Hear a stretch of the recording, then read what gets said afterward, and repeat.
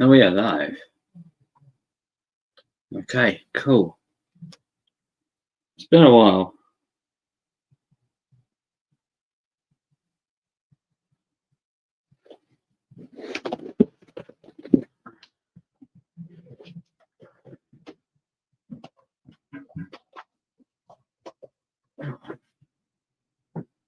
Do do do do do do do.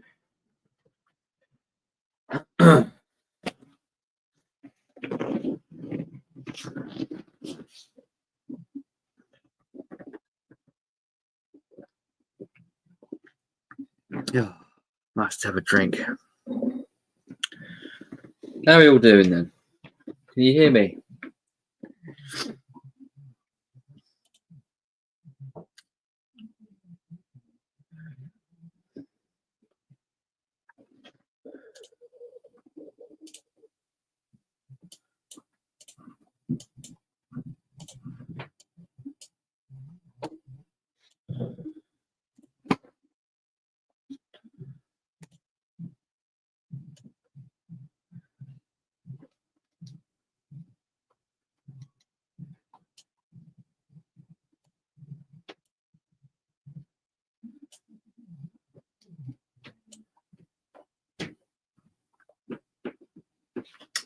Good evening.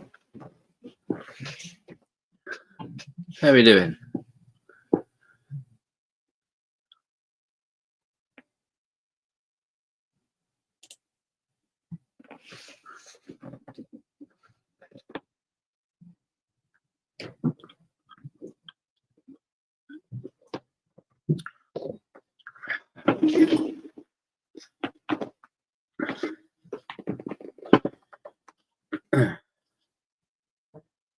Right, time to sort out my iPod.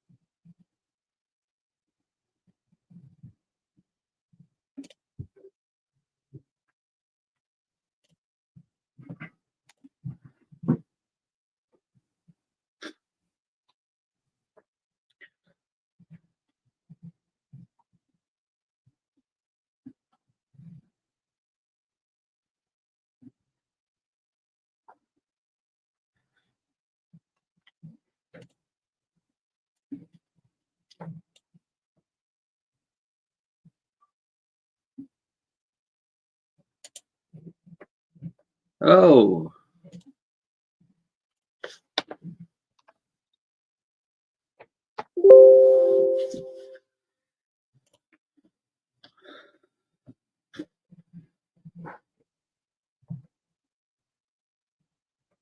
how you doing then, Jim?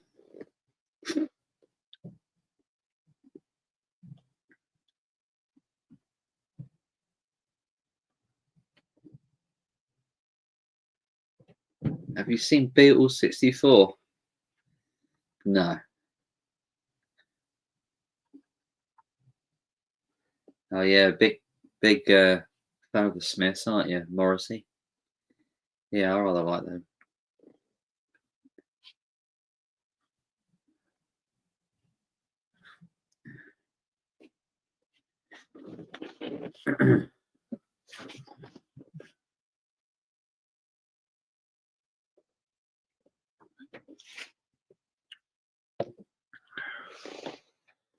I do have a few more Smiths albums in the collection actually.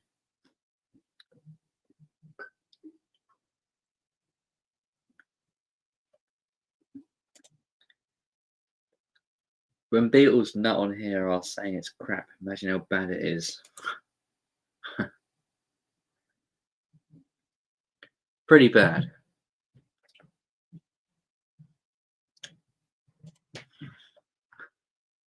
There's a lot of them I will say that Beatles stuff is good, won't they? You know, even when it's bad, they seem to be in denial, like Beatles or solo Beatles. Some of it isn't good.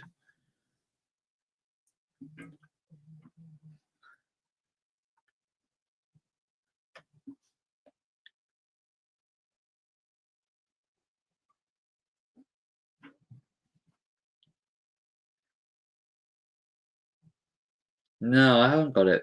Beethoven is deaf. No.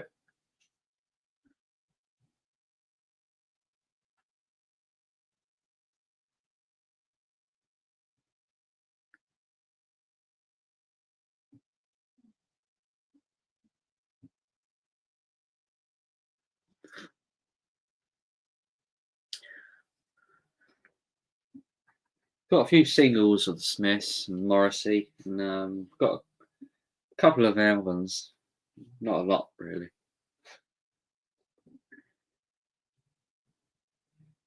Yeah, it is a Beatles overkill. Yeah, it is. Yeah, crazy Beatle fans.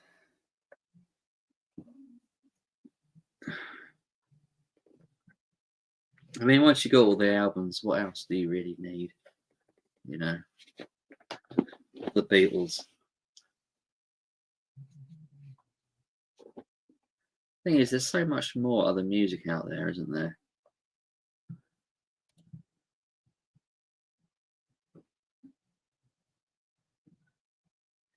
Oh, Swayhead, yeah, that's terrific. Yeah, I got a 7-inch copy of that. Great single. Very Smiths.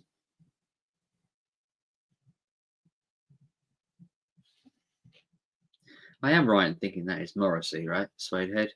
Yeah, I'm sure it is. Right, it's a very Smiths sounding song. Evening, Rob.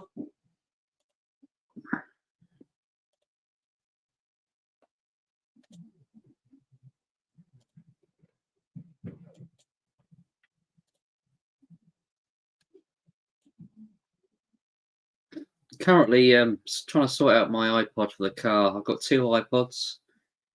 One I carry around with me when I'm walking, and another one specifically for the car. And after hearing certain compilations for so many trips in the car now, I think it's time I swapped it over and changed it up a bit.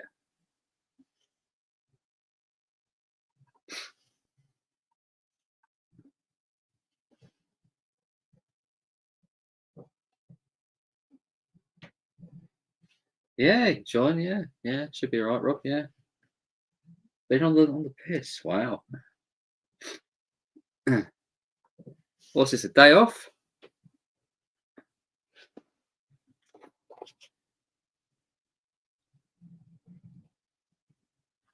Yeah, sure, Rob. I'll stick the link out a bit later on.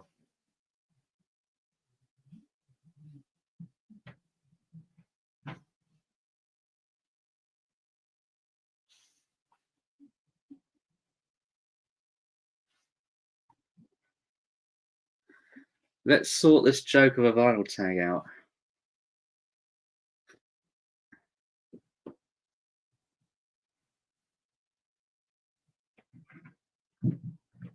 Which one? There's certain few circling around at the moment already in December. We just can't wait, can they? As soon as Rob's declared that he's not going to do it next year, they can't wait to get one out there, can they? Can't even wait till January. Still,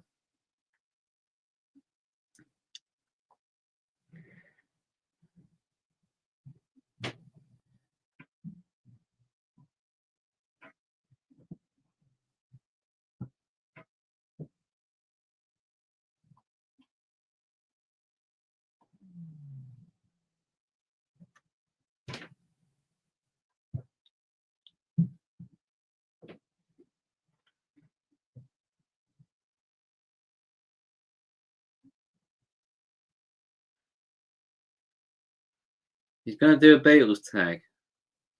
That'll be interesting.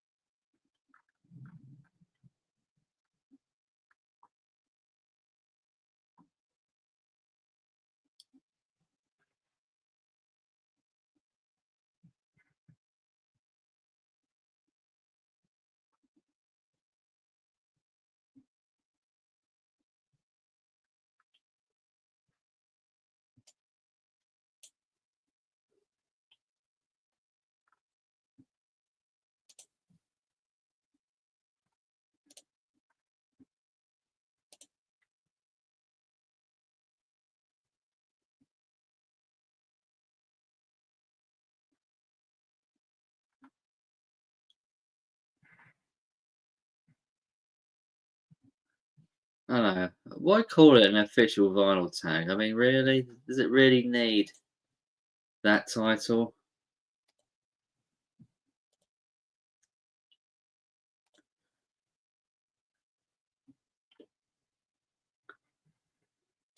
Couldn't wait.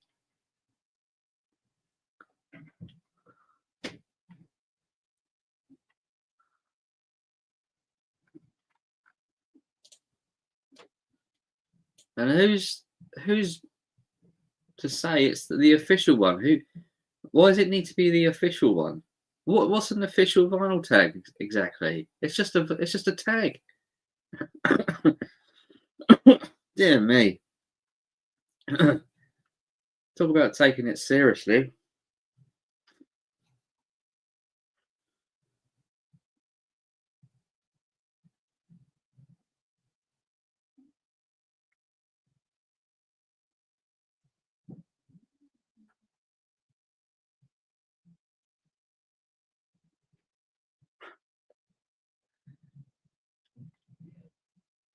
Yeah.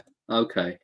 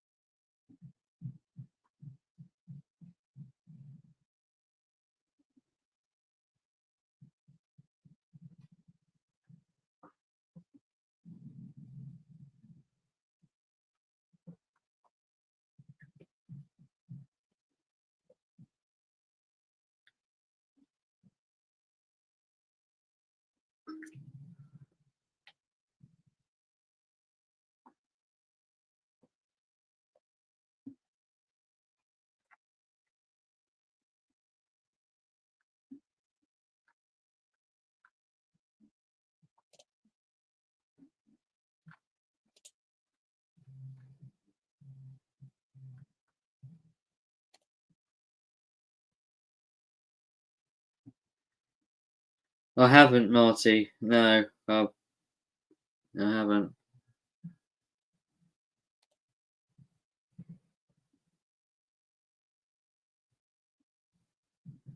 It's going to be on a bit of a joke now, isn't it?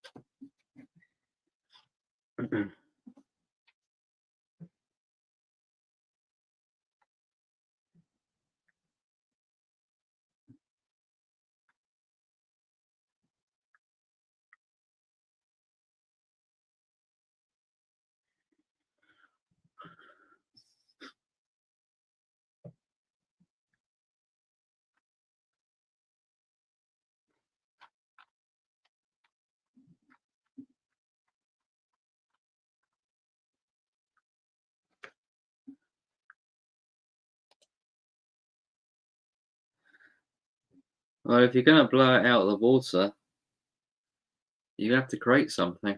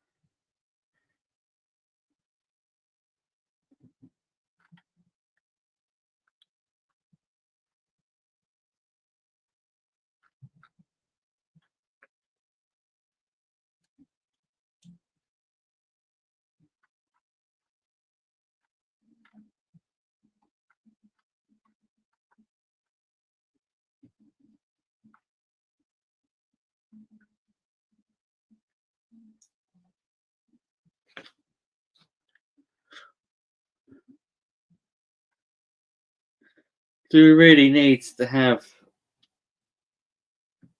the copycat channels on here? I mean, come on, guys.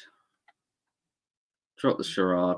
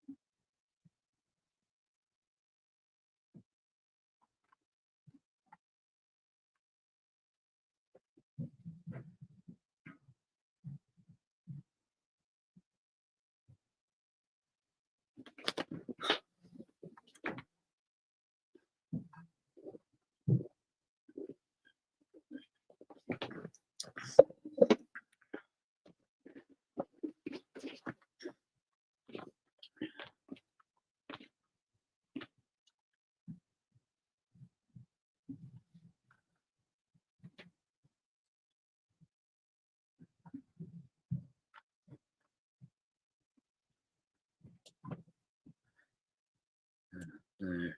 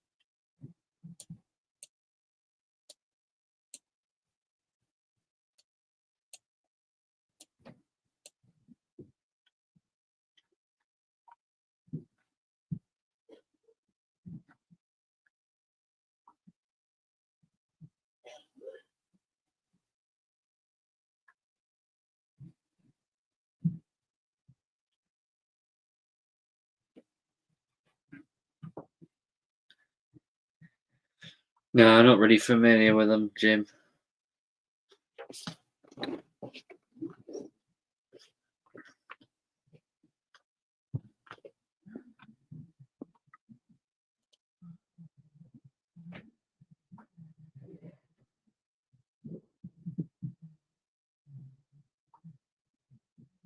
Oh.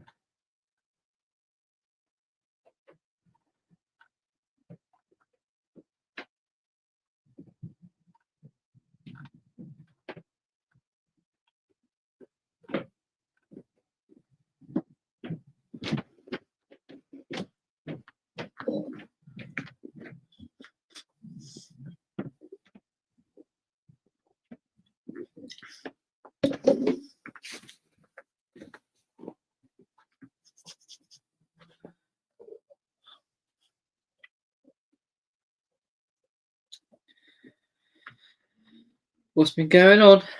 Not a lot. Not a lot, really.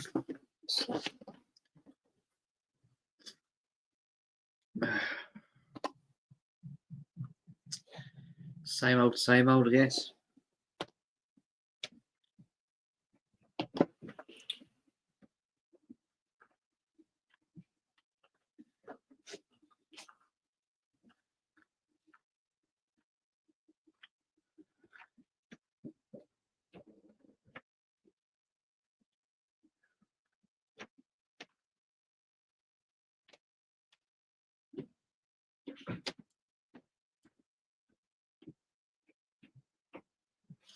Yeah, tell me about it. Busy time of year. I don't mind Christmas. It's a nice occasion, but the build up to it, it's just no, it's just horrible.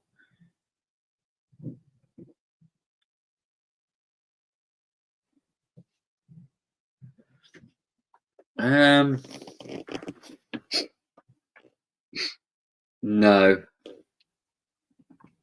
I don't think so, Jim.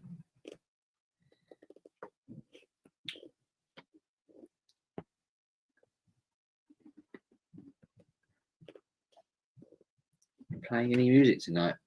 No, not on here. I can't.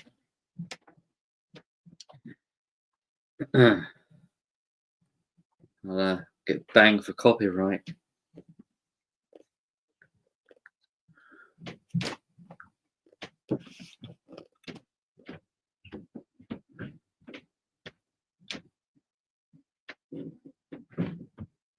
Oh, dear me.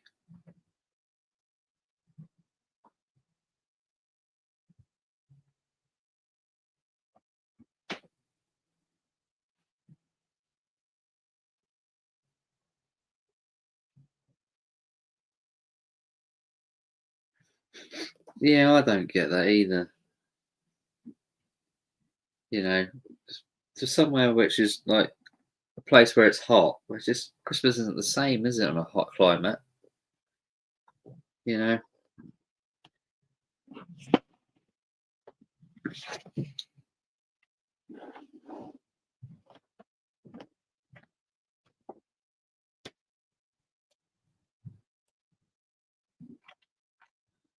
I don't get it either.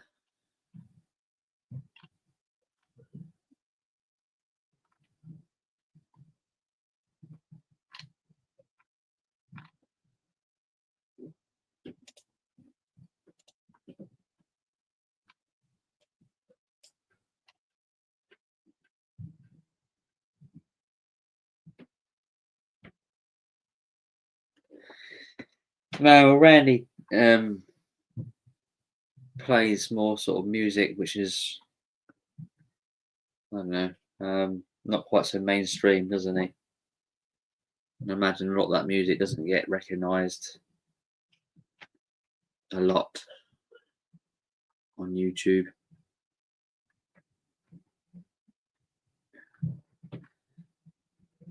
Being that some of it's quite obscure or what have you. But if he can get away with it, that's fair play to him.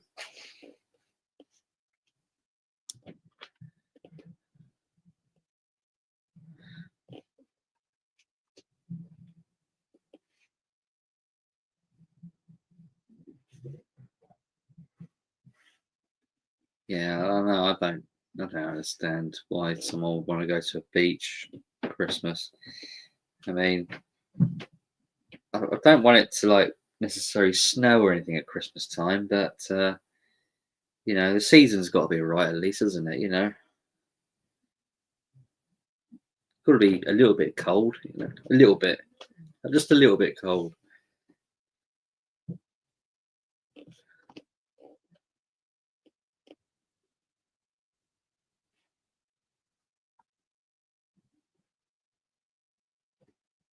Uh, who knows?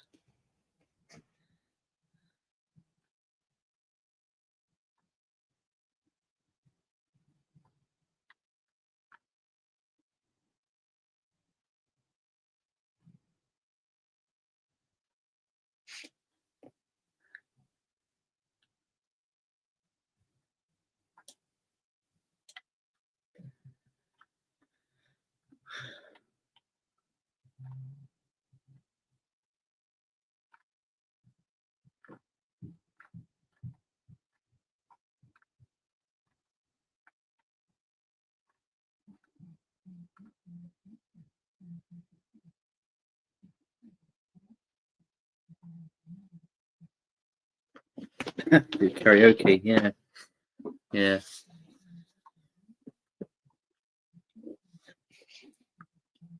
I wouldn't go as far as saying I got good voice.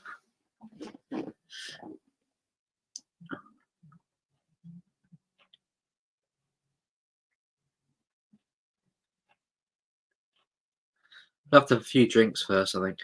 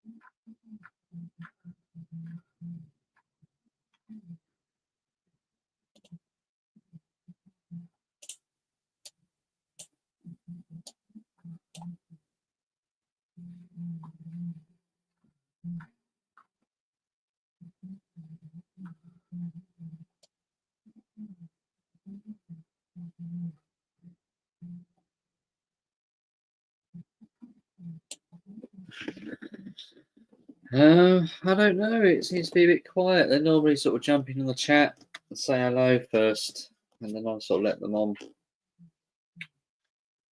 But I think there's things which are going on at the moment. I haven't done a live stream in a few weeks as well. Was probably another reason things are a bit quiet.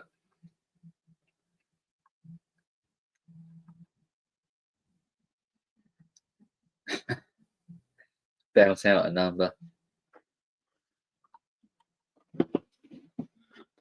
Yeah, maybe.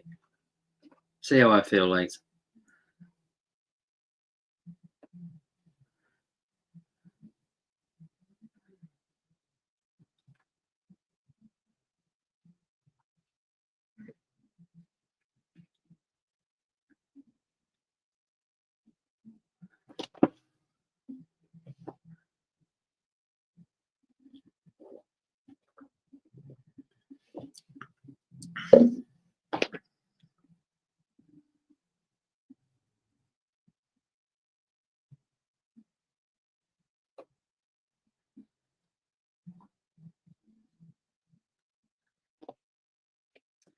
Christmas Day, I'm at home with the kids. Then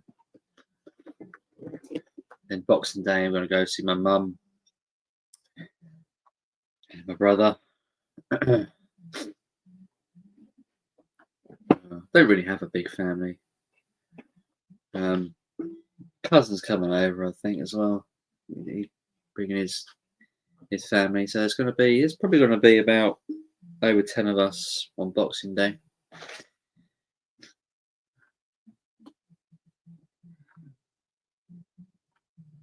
You know, 2 days and it's over with, isn't it? Really, it's all this crazy build up, rushing around like headless chickens for it to be all over in 48 hours.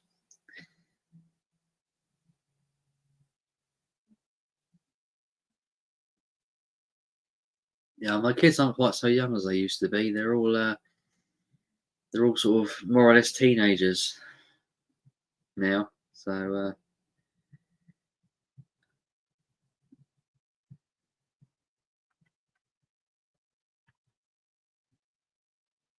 tell you what, it's scary seeing them grow up so fast. Just think, Christ, where's the time gone? I feel like I'm getting old.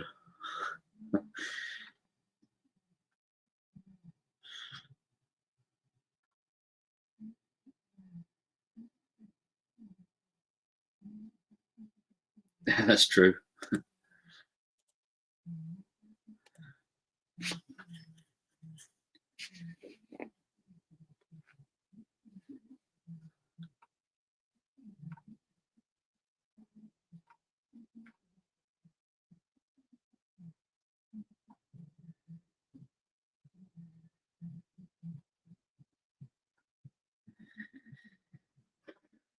And that's slanderous, Jim. You know that's not true.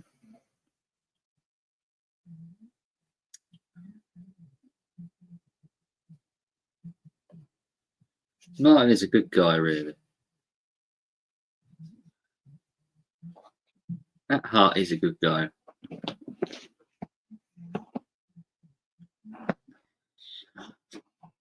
He's just on a crusade. Similar to yourself, Jim.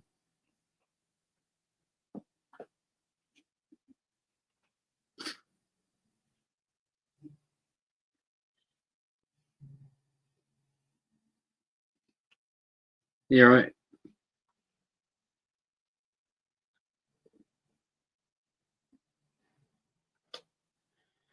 No, oh, that's a shame.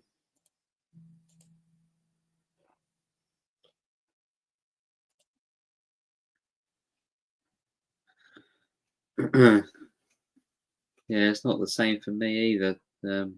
My father passed away 3 years ago. It's not been quite the same at Christmas. So I can kind of sympathise with you there.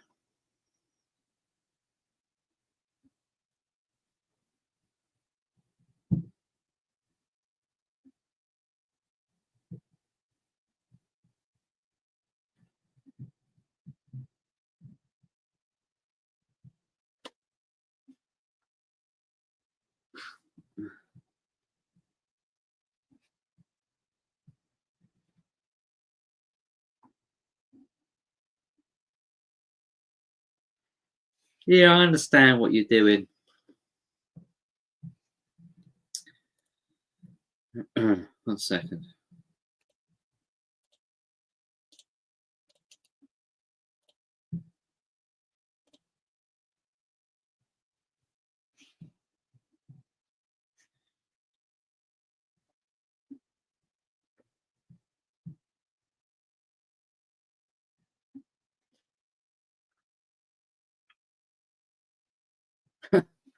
Yeah.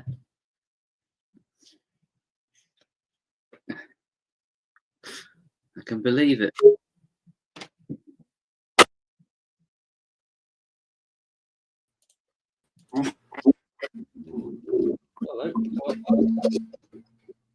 Hello. Right.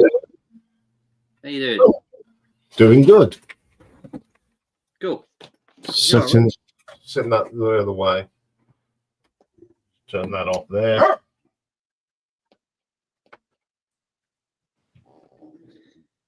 Had a haircut, Simon. I did, yeah, I did. Yeah, I had one as well. Did you? Oh yeah. Yeah, I did a video yesterday, and my hair looked like Stig of the Bloody Dumb. So Yeah, mine was getting a bit long. have you had a haircut, Rob? No, you don't cut this, do you? So you've been out on the piss then, have you, Rob? I have this, yeah. I've been out since about 1 o'clock, so I'm just back now. I should have stayed out longer. I'm a bit of a softy, Anna, but you know. I wasn't quite sure to take you seriously because there's a lot of fake walkers out there, isn't there? I know there is a lot of fake. I was a bit like, is he having me on here or what? Oh, The real Rob Walker. yeah, I'm here. You know, that dog has been quiet all blooming night. I come on screen and he starts gobbing. Yeah, that's what they do, innit?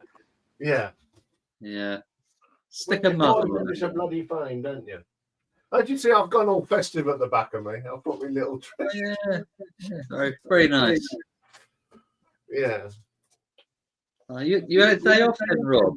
You never get a day off, do you?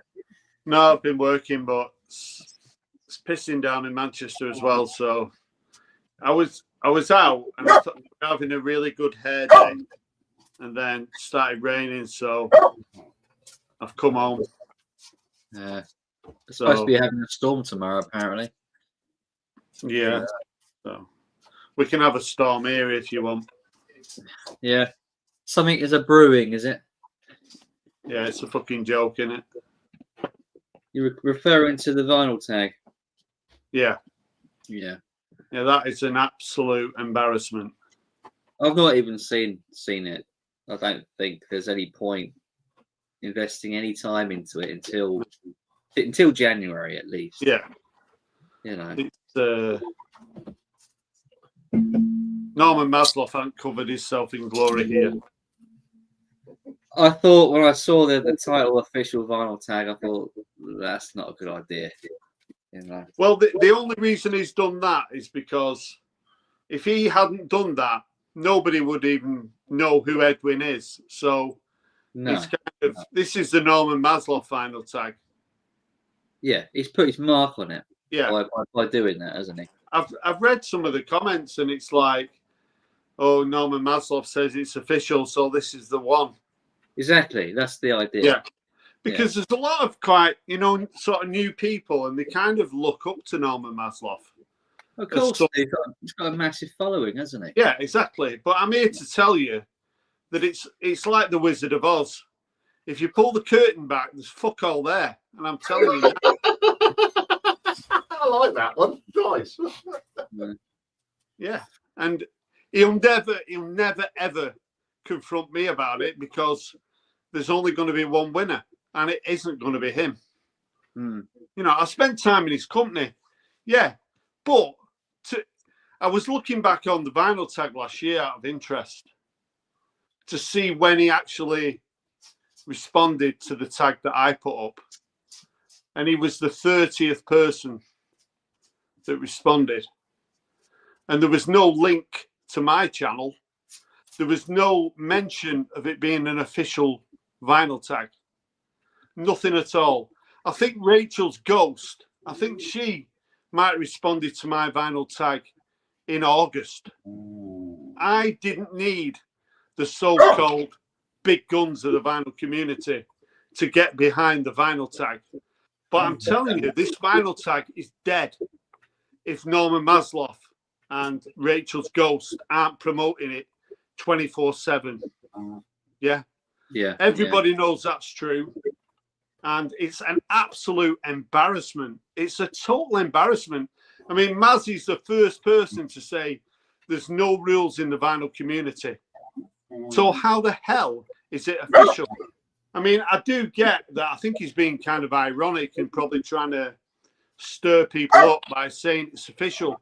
But there are some people in the VC who think Norman Maslow is some sort of god who they should look up to and, you know, bow at his feet. He's got 37,000 subscribers. Yeah. But how many subscribers did Norman Maslow have when he'd done 175 videos? I've done 175 videos. Nowhere near the amount of subscribers I've got. The guy is an absolute fake, right? And he can go up on whoever's channel he wants to go up. 24/7 he's on live streams, right? Sorry, Mazzy, I work for a living. I'm not able to come on all the time. But I'm telling you, the way you've pitched yourself on this, rallying behind a guy who'd done 2 videos in about a year. Yeah. So when I said I wasn't doing the vinyl tag, I was hoping that somebody who was active in the vinyl community would take it on board.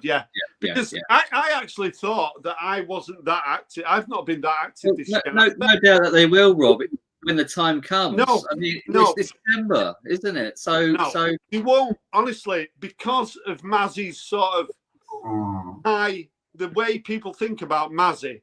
It's like you can't sort of cross the guy.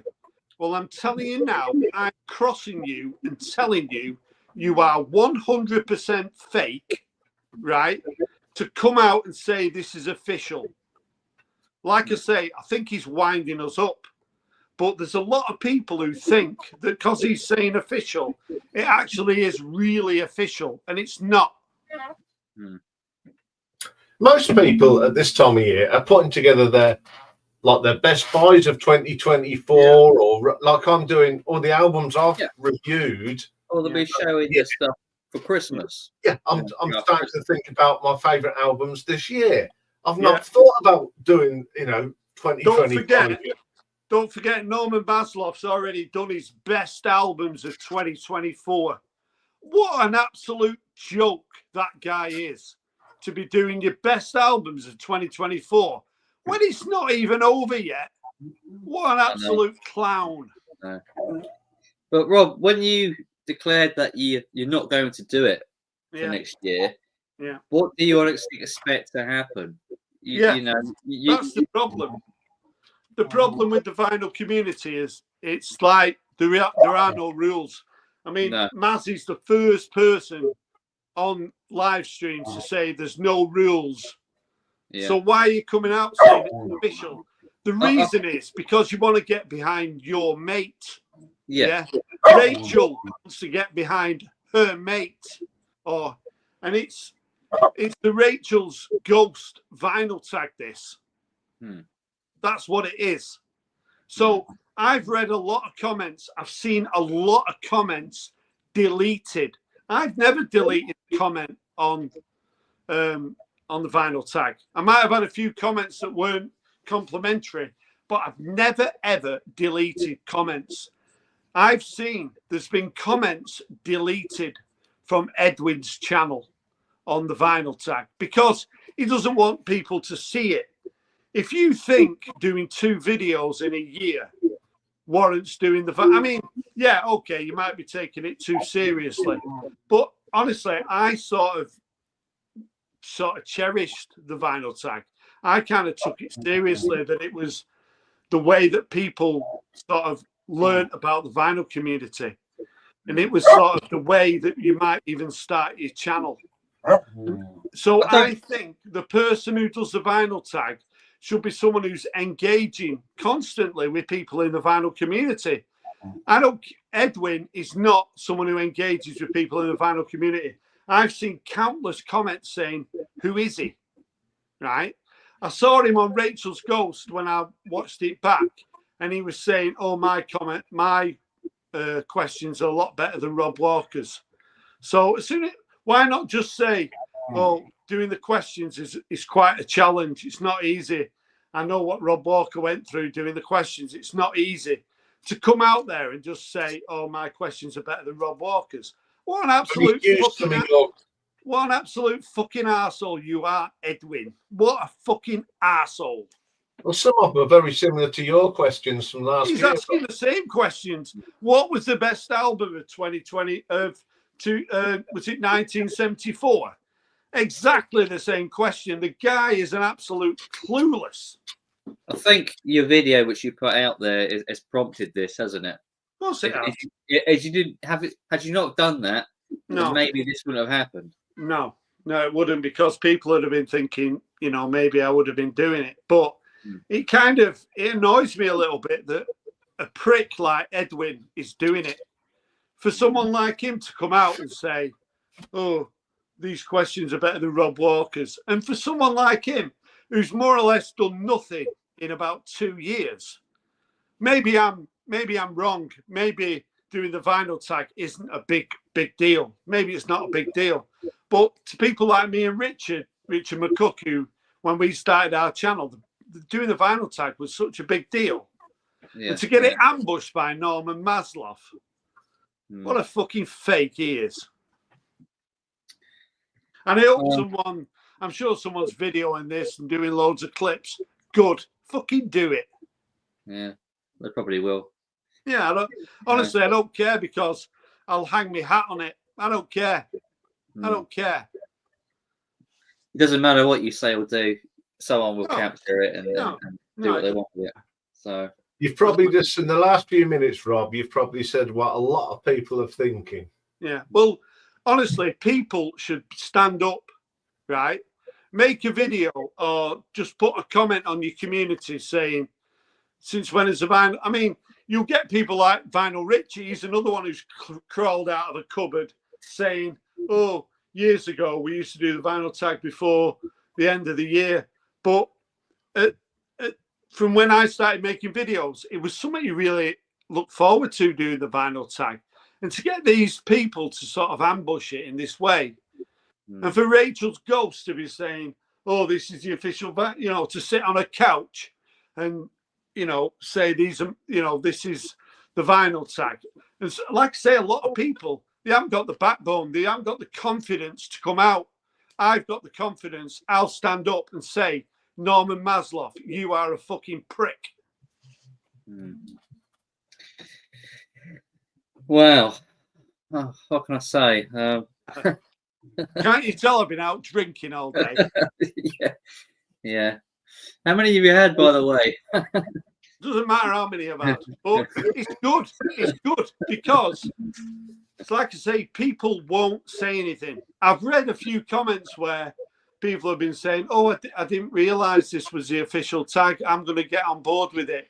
And it's like, this is how people respond to Mazzy. This is how they respond to him. I think it's the way it's been promoted, isn't it? Which is the main thing. Which as soon as he said it was he did a video. Did a video saying it was official, and it's like I say. Have a look back on the video he did for me. He didn't say fuck all. He didn't say we're official. He didn't do a link to my channel. He didn't do fuck all. So because it's his mate, he'll do an official tag in, what was it, the 4th of December? Yeah, something like that, yeah. Yeah, I hope a lot of people watch this. I'll put it on my thing, and I'll put a bit of a headline saying Norman Maslow is a fucking prick. Well, you can if you want, but it'll get a lot of views. I will be doing. I don't care. You could have said this when you go on Rachel's and told him directly. Yeah.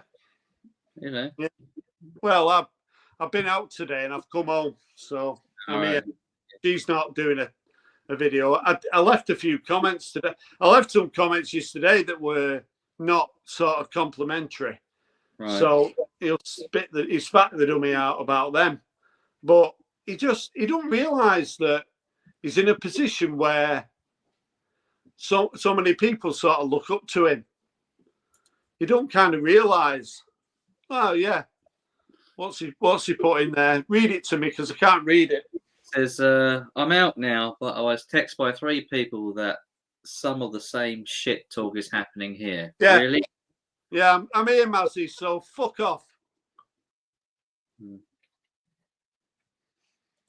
you want me to put the link out so Mazzy can come on? He won't come on. He's full of shit. As though Norman Masloff's going to take me on. That ain't happening. No, he can come on if he wants. He won't come on. I didn't think that you'd be very happy about it, but I didn't think you'd be this. Yeah, but the thing is that I kind of, I really sort of took it seriously doing the vinyl tag. And well, it's been your little baby, isn't it? It has been my baby, and I think it's been really sort of positive. Yeah, in the community. And for Mazzy to come out and say it's official, he's the last person to say anything's official because he's somebody. But you know what? It makes me laugh that he's got people watching who are going to send him messages. So he's got people watching this, Simon, who are reporting back to him. How pathetic is that? Well, that's always the case, though, isn't it, Rob? Of course it is. It's pathetic. Yeah. I hope you choke on your pina colada or whatever it is. So where does this leave you doing anything for next year? Will you even do a tag, or will you? Oh no. Will you it's like I said in the video. The vinyl tag. One of the things that used to kind of irritate me a little bit was when people have put the Rob Walker vinyl tag. It kind of irritated me a little bit because, it's not my vinyl tag, is it? I meant whether you will be responding to someone's tag. Oh, well, I certainly won't be responding to Edwin. I mean, for him to say what he said about me when he was on Rachel's Ghost, I mean, the guy's got no class whatsoever. So I don't really know the guy, so I can't really. Yeah, exactly. You don't know him. No. And I've heard, so I was watching Northern Revolution's Rob, and he's got his ear to the ground quite a lot. And he said, well, I don't even know who he is, but I'm going to do a response. How can you be somebody that people don't know? I said, you know who I thought, I know Ian spoke about doing it. Someone like Alex Beer and Vinyl, someone who's constantly sort of doing videos and sort of promoting people and just is a really nice guy. I thought he would have been someone who would have been really suited to doing it. Honestly, if you would have asked me, the last person on earth I would have thought would have been doing it. I mean, we can all tell by the questions. He either did it on AI or he just wrote it on the back of a fact packet, because there's about 2 minutes of thought gone into the questions. But I mean, that's how I did it when I did it on the first year. It was available and I just did it. They're putting it out early to beat everyone to the punch, haven't they? To get traction on it straight away. Yeah. Honestly, if you're going to put it out, fair enough. But why the hell is Mazzy? It's funny. It's you know what? It's an absolute embarrassment, right? That Mazzy's got to be the first one to respond to it. And then when you read the comments on Edwin's channel, it's saying, oh, I didn't know who you were. I watched Mazzy's channel and I've come over. What? That's not what the vinyl tag should be about, is it? No. I wish someone had come up somebody and argue and say, yeah, Mazzy's right. You're wrong, Rob Walker. The trouble is, when it comes to 2025, this will be, as they say, this week's news, next week's chip papers. Well, the thing is, I know that normally, so I can only go off like historic sort of precedent. So usually within the first 24 hours, there'd be about 25 entries. That's what I found last year. Within the next 24 hours, it was 75 entries. Within 3 days, it was well over 100 entries. That's without any help from Norman Masloff. The Rob Walker vinyl tag did not need any help from Norman Masloff or Rachel's Ghost. as I say, Rachel's Ghost, I think she did a response in August. And I think that she was doing her best to promote all these sort of little tags that were maybe hovering around my tag, the tag that I put up. People were absolutely desperate for it to fail, but you can't make it fail because a lot of people in the VC, they know I watch their videos. I comment on people's videos. People know who I am. They know I'm genuine. They know that this is a fake tag. It's 100% fake. I tried a tag, but it didn't work, so I won't be doing that again. No, but you did a thread, Ian, didn't you? Or thread, yeah, whatever. Right. If you're doing a thread, the last thing you do is start the video by saying it's a thread, because it's not a thread unless people respond to it. You just put a video out and see if you get any responses to it. If you tell people it's a thread, you're destined to fail on that one. So there we go. I'd love Richard to get up and see what he thinks of it all. Yeah, I expect he'll agree with you. I won't say anything now. I'll let other people say something. I think I've said enough. Do you? I think so. Yeah. Well, you've got plenty of someone will have plenty of shorts for that, won't they? Yeah. Oh yeah, well, they'll be having a field day. Oh yeah. Set some up. What have I got to lose? What have I got to lose? Absolutely nothing. No. You've got enough material there for a YouTube career, I reckon. Yeah. Yeah. Bazzy will be like spinning on top of his head, won't he, with that one? Well. Yeah. No, but don't forget, Mazzy spent about 4 or 5 months telling everyone what a nice guy I am. Yeah. So I am a nice guy, you know, but don't prod the bear because, you know, I might bite you. I don't think he. I've just read about losing credibility. Rob. I don't think it was intentional. I think, you know. No, it's honestly, it's so premeditated. It's unreal. Yeah. So if you dismiss the Beatles, you've lost. Then does that mean everybody? Well, Yeah, I might do the official Beatles tag. I'm going to say you should do a Beatles tag. Yeah. I'll do the official one. Let's see who does that. Yeah. Yeah.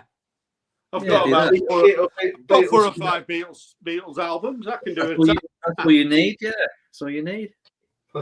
You only need 2, didn't you? The red and blue.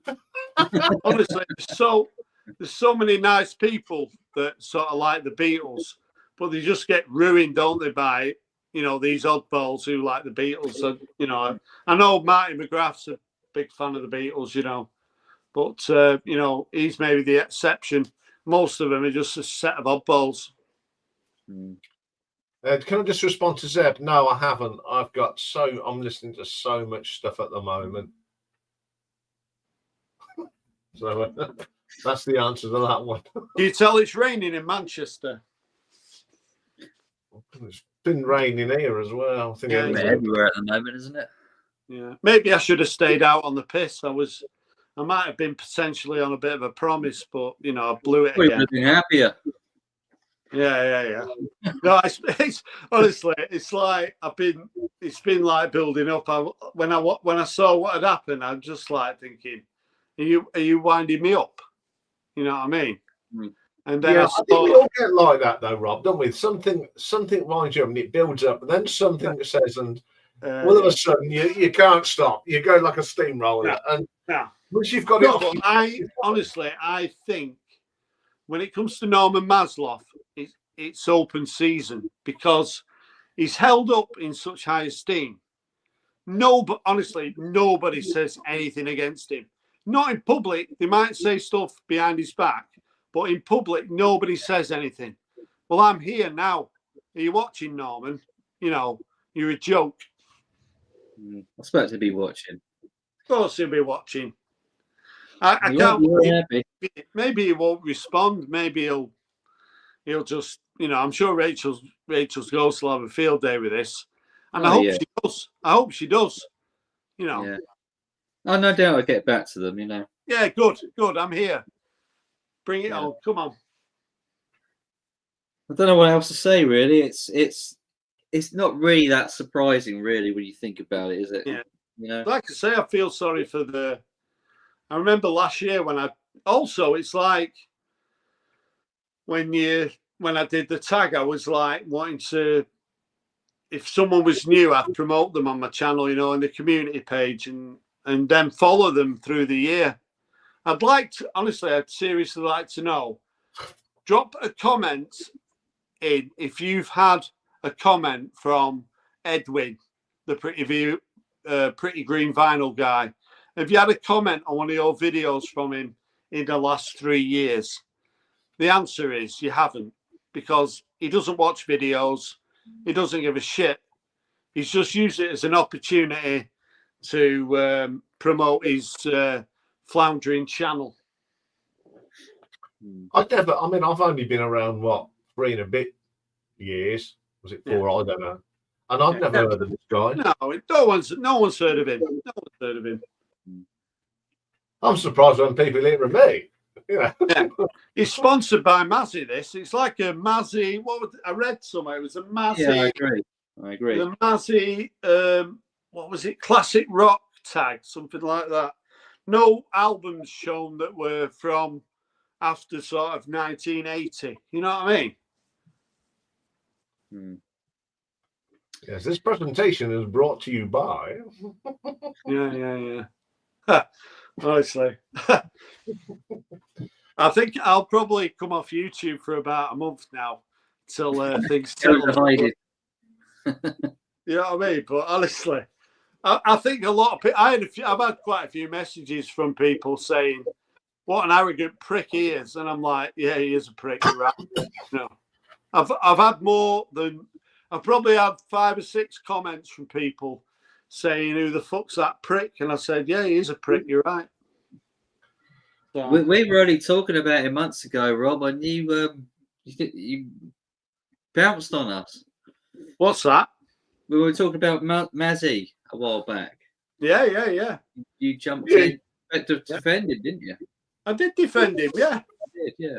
But, roles have been reversed now. I think he's let himself down big time, but maybe I'm overreacting. Maybe I'm out of step. As I say, you never get anybody. He's like a member of the royal family, and you can't say anything against him. No. He's got a massive sort of defense mechanism around him. He won't say anything on his channel, but it's all ego, Rob. It's all about ego, isn't it? It is, yeah. I mean, I heard sort of watching a video and it was saying, people say, "Oh, it's all about the music," but it's not about the music. It's nothing to do with the music, is it? When it comes to shit like this. No, it's something else. Yeah, we all know that, and that's not really a knock at Mazzy. It's just how things are, Yeah. Well, I don't think I'm on the Mazzy Christmas card list now. Do you? I think I've knocked myself off that now. Well, save a lot of postage, wasn't it? Like, I know, yeah, but America. I can stand up. I can stand up for myself. I can stand up against anybody, and nobody's going to say anything bad about me because they won't do, because they're all chicken, aren't they? Well, we know you can stand up for yourself. That's never been an issue. No. I just thought the thing is, no one's going to, because Mazzy's done this official link to it. It's like nobody can sort of do a counter vinyl tag now because. Of course you can. I think so. You just put hashtag do your own thing. Just do your own thing. It's a lot more fun to do an unofficial one, isn't it? Since when has Mazzy wanted to do things that are official? What makes it official? What is an official tag? It's just nothing. That's why I'm calling him an arsehole, because it's not official, is it? It's not official about anything, is it? But I don't think you can wait till the first. It's one of them, isn't it? Now it's like, do you wait till the 1st of January? It's like by the 1st of January there might be 200 people responded, and then it's like you're being an arsehole. That's true, but it would be a busy time of year for a lot of people, though, wouldn't it? So can I just say, Curtis says that Mazzy is an arsehole. I think it's best. I think I put it. It says the final tag is what you do when you're hungover after. Yeah, that's it. Yeah. It right time, doesn't it? I know it's that Mike Vinyl Spiral put some comments, and he'll tell you the comments got deleted. I think Gateful 33 put a comment that was deleted. There was a few comments. I've actually, before I came on here, I was actually on the phone to Mike, and he said, I think I put a comment 10 penalty points, full start. Yeah. And I mean, I don't, you know, he's done it and fair enough, but he's a wee bit early. No, it's not. It's he's not. Peaked a little bit too early. It's not fair enough. And you just say quite categorically that Edwin, the pretty green vinyl guy, is an absolute dick. So that's the end of that conversation. Well, I can't. He's actually a hairdresser, if you want to believe it. So maybe he should take his cap off. I don't really know the guy, so I can't really. I know he won my contest. I did a contest probably about 3 years ago, and he won it. He was one of the winners. I gave 2 prizes out, so I did send him a couple of prizes. But I'd like to know where it came from, the idea that he would do it. I think he was watching Rachel's Ghost, and I think because you know he comes out of this quite well, and he's it's the Wax, because he said that he thought that Vinyl Tag should wait till January the 1st. That's what I said, and yeah, so I think he agreed to. Yeah, I think Wax has come out of it quite well, whereas Mazzy's he's on the floor, isn't he? When you got a piece of shit on the floor, he's actually under that piece of shit.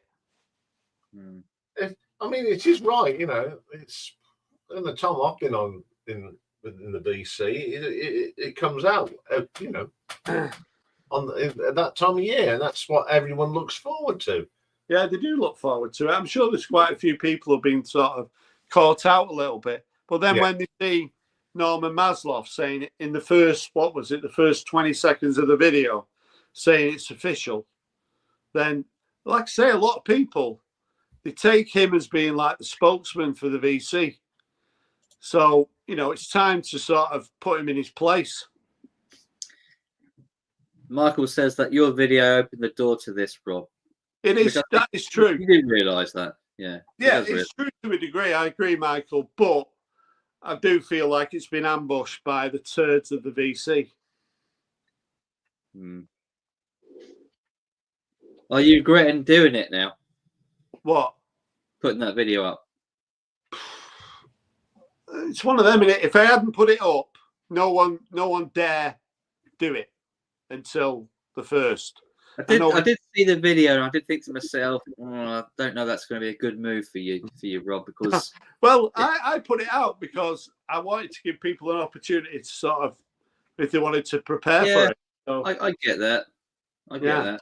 And also, I didn't want so when I did the Vinyl Tag over the last 3 years, I spent so much time watching people's responses. It was so time consuming, and promoting people, etc. So I just wanted a break from it. And I wanted to give people, good notice that I wasn't going to be doing it. I know that there were a few people. Richard said, "Oh, you just want people saying, oh, don't stop doing it." And there were a few people said, "Oh, reconsider and stuff." But once you make that call, you can't really go back on it, can you? You made your call, and if you went back on it, no, you can't. You'll be damned. Whatever you do, you're damned. So you must. I just feel like I'm not. I just think the people who are handling it now are handling it for the wrong reasons, really. So maybe that's just me being a little bit, a bit of a romantic. Kind of when people, this is like seriously. So there's been quite a lot of people start the channels, over the last sort of 2 to 3 years. And when they start the channel and they sort of say, oh, the Vinyl Tag was one of the reasons that they started doing the channel, it sort of hits home and you think, I've been part of that. So it means a lot to me, that. And I kind of keep in touch with those sort of people. You can ask, there's a lot of people who have started the channel over the last 2 or 3 years. And I still watch the videos regularly and keep in touch with them, because I sort of think that's part of it. In a way, doing the Vinyl Tag's the easy bit. It's sort of, I look on it as being like aftercare, if you like. And I don't feel like it's going to get the same aftercare, but you know, that's just me. I'm a bit of a romantic when it comes to the vinyl tag, and I feel like the people who are doing it now are doing it for the wrong reasons, if you like. It's often been that way, though, hasn't it? It's been that way for years, but I don't think we've seen it quite so obviously like we have this time round. Yeah, I'm just disappointed, really. You know, like if I really wanted it to be someone who gives French Vinyl Addict has just done but I don't know what he put there. Probably a bit sort of thinking I'm going over the top. He's the sort of person I would love to have done it, you know, because over the last sort of 12 months, he's put a lot of energy into sort of me. And he'll tell you on my channel, I'll randomly just sort of promote people. He was agreeing to this comment. It's a sad in the term of VC in the first place. Essentially, we are here to share our love of music with each other, not bash each other. Where's the fucking love? It's Christmas. Yeah.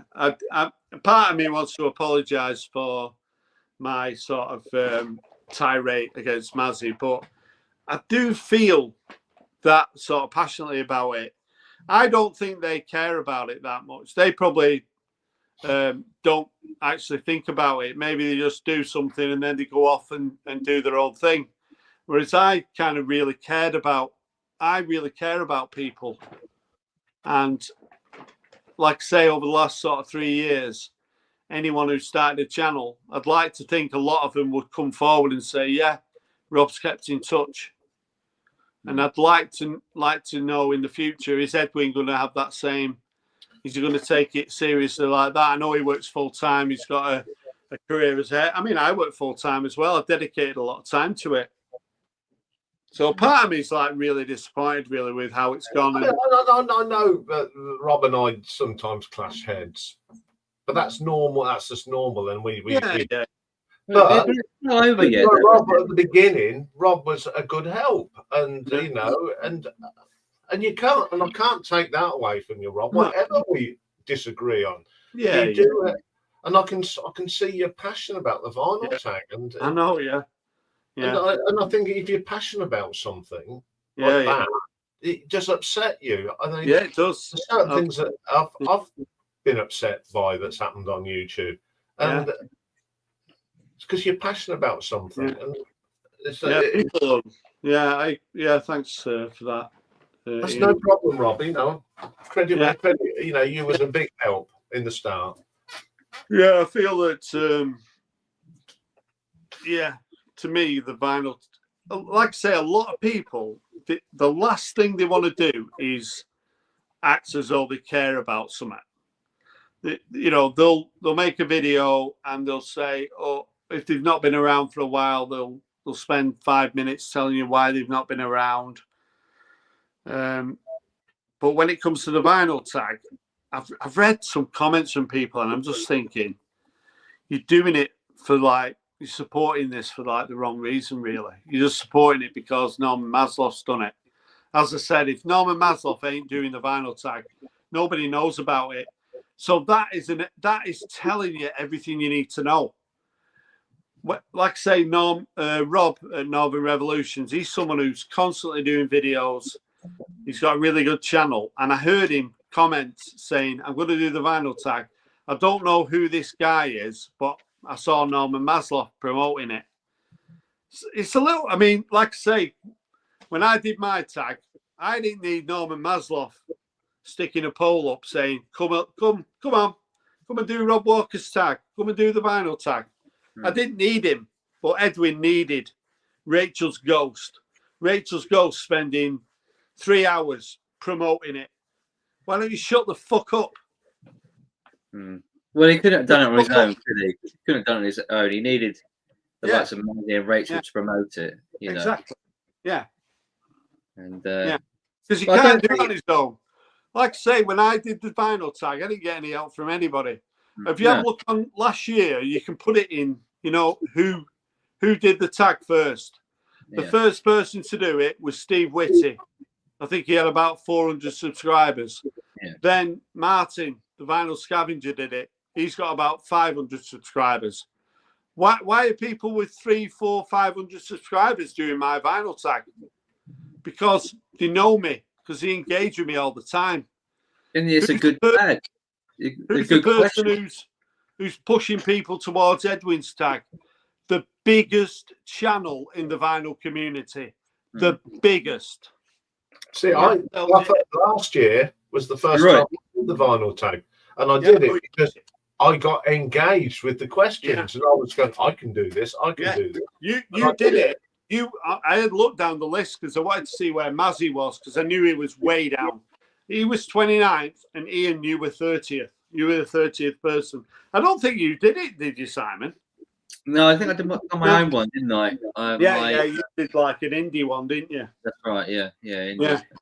You know, but I'm sure I did it. I'm sure on Rachel's Ghost they'll be saying, "Oh, Rob Walker lost the plot." You know, I've not lost the plot. I'm speaking from the heart here, and I'm telling you, Rachel, Mazzy, it's fake. It's all fake. When you talk from the heart, it does get mixed because you're losing the plot. Yeah, no, I'm not laughing. I've had a drink, but because I don't think it's over with though, Rob. I mean, there's still January to go. Yeah, something could happen, you know. So there could be a few interesting tags out there. It could be, yeah. But I just think, you know, when you get Mazzy saying it's official, as I say, there's so many people that take what he says as being gospel. You know, I spent time with the guy. You know, I company. You know, I spent quite a bit of time with him earlier in the year, and no one sticks up for Mazzy more than me. But he's just let himself down here. He don't a lot of the time. I mean, I've spent time with him. He doesn't actually realise what he's saying sometimes, and I think that's the case here. So I want to give him a little bit of a, you know, a bit of a pardon. But I think Mazzy, really, do you know what you're doing?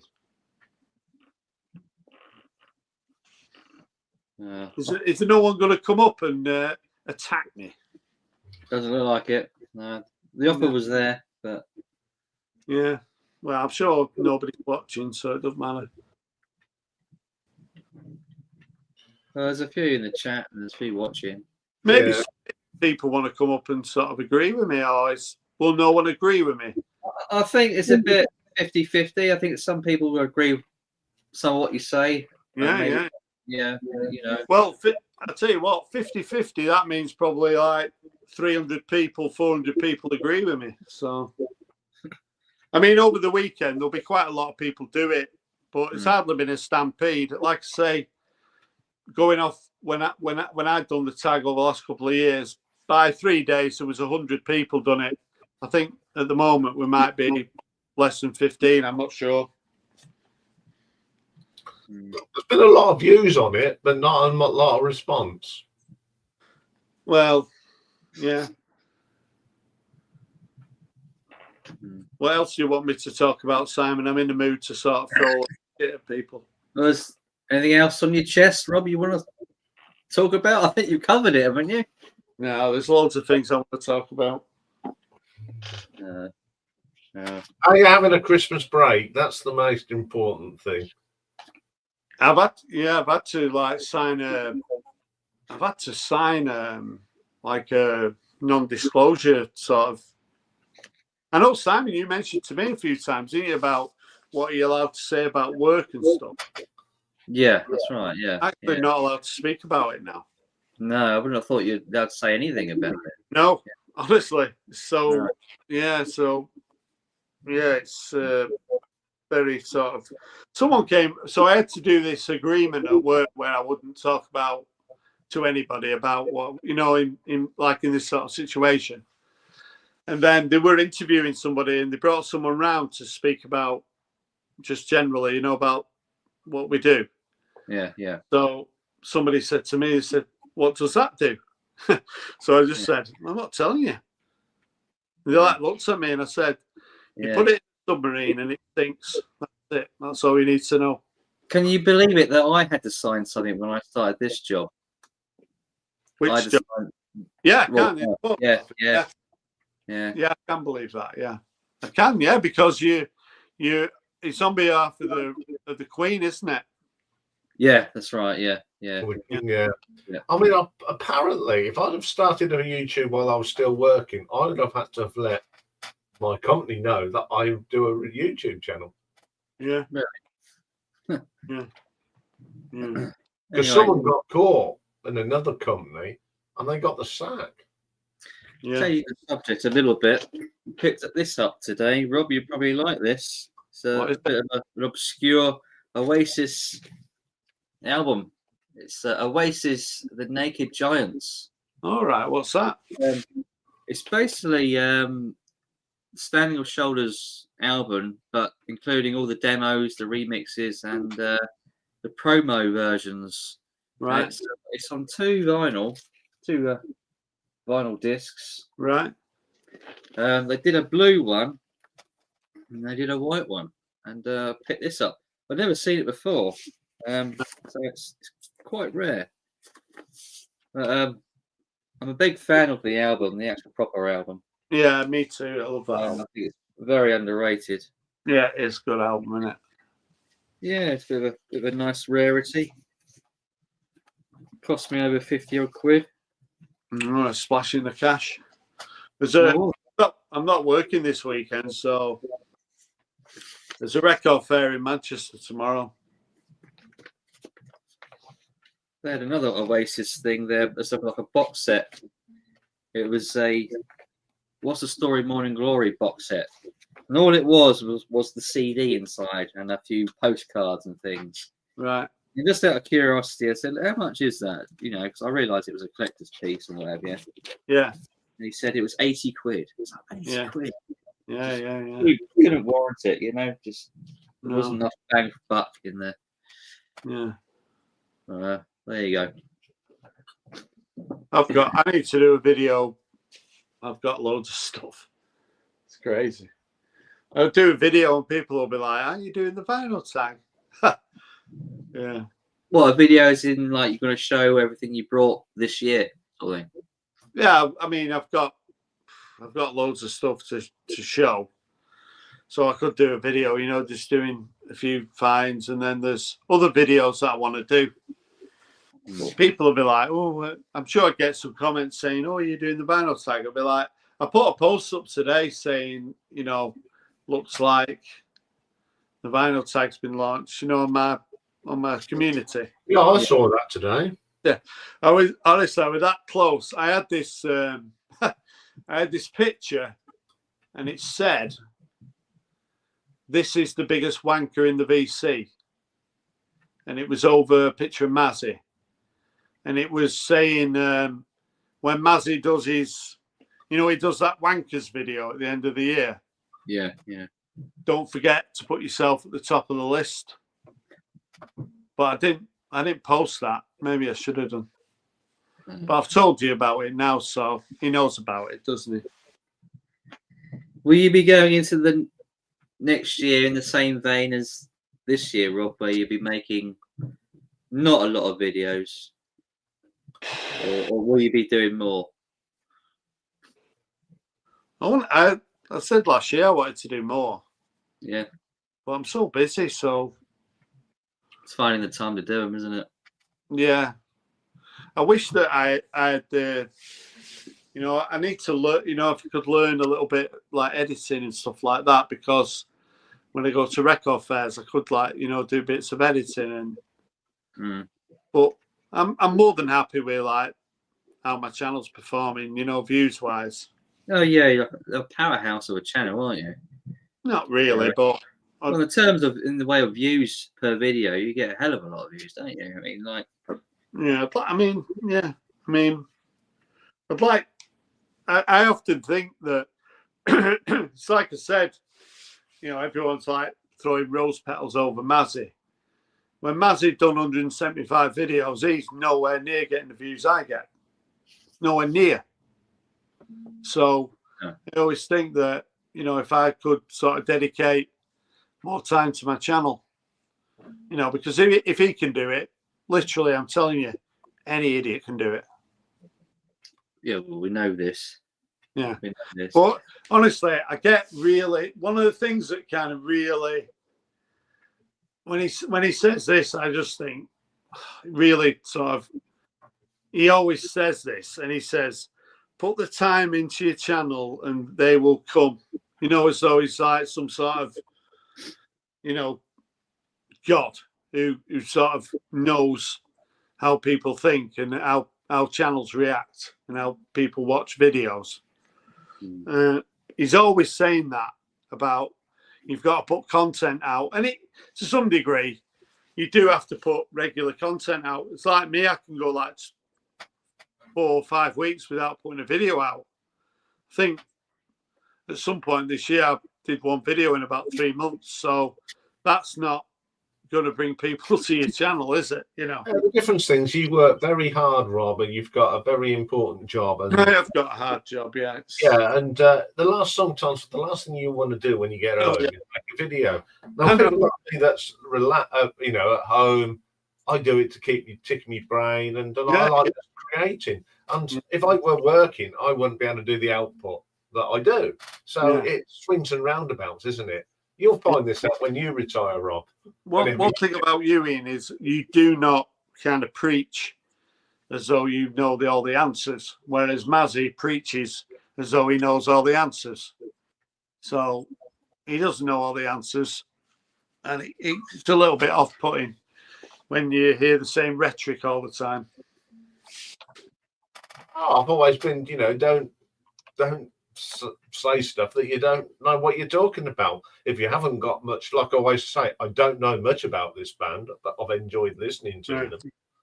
So that's how you do it. If you're honest, but you still got a passion for it, people will watch. Yeah. I mean, I had a comment on one of my videos this week that the video I made was in 2021. Yeah. And I think, what was that? Oh, right, yeah, it's nice though. I mean, that's another thing with Mazzy, isn't it? I had a conversation. Someone was messaging me in a private conversation, so I'm not going to divulge much. But this person said that they'd been corresponding on and off with Mazzy for about 5 years, and he'd never ever responded in a correct way. And I said, yeah, that tells you everything, doesn't it? So, and that was like somebody who's kind of relatively new to the vinyl community. I just, you know. Yeah, so I mean, I don't private message you much, Rob, and if I do, it's usually for some advice. And you're always within 24 hours, 48 hours, you've always responded. Yeah.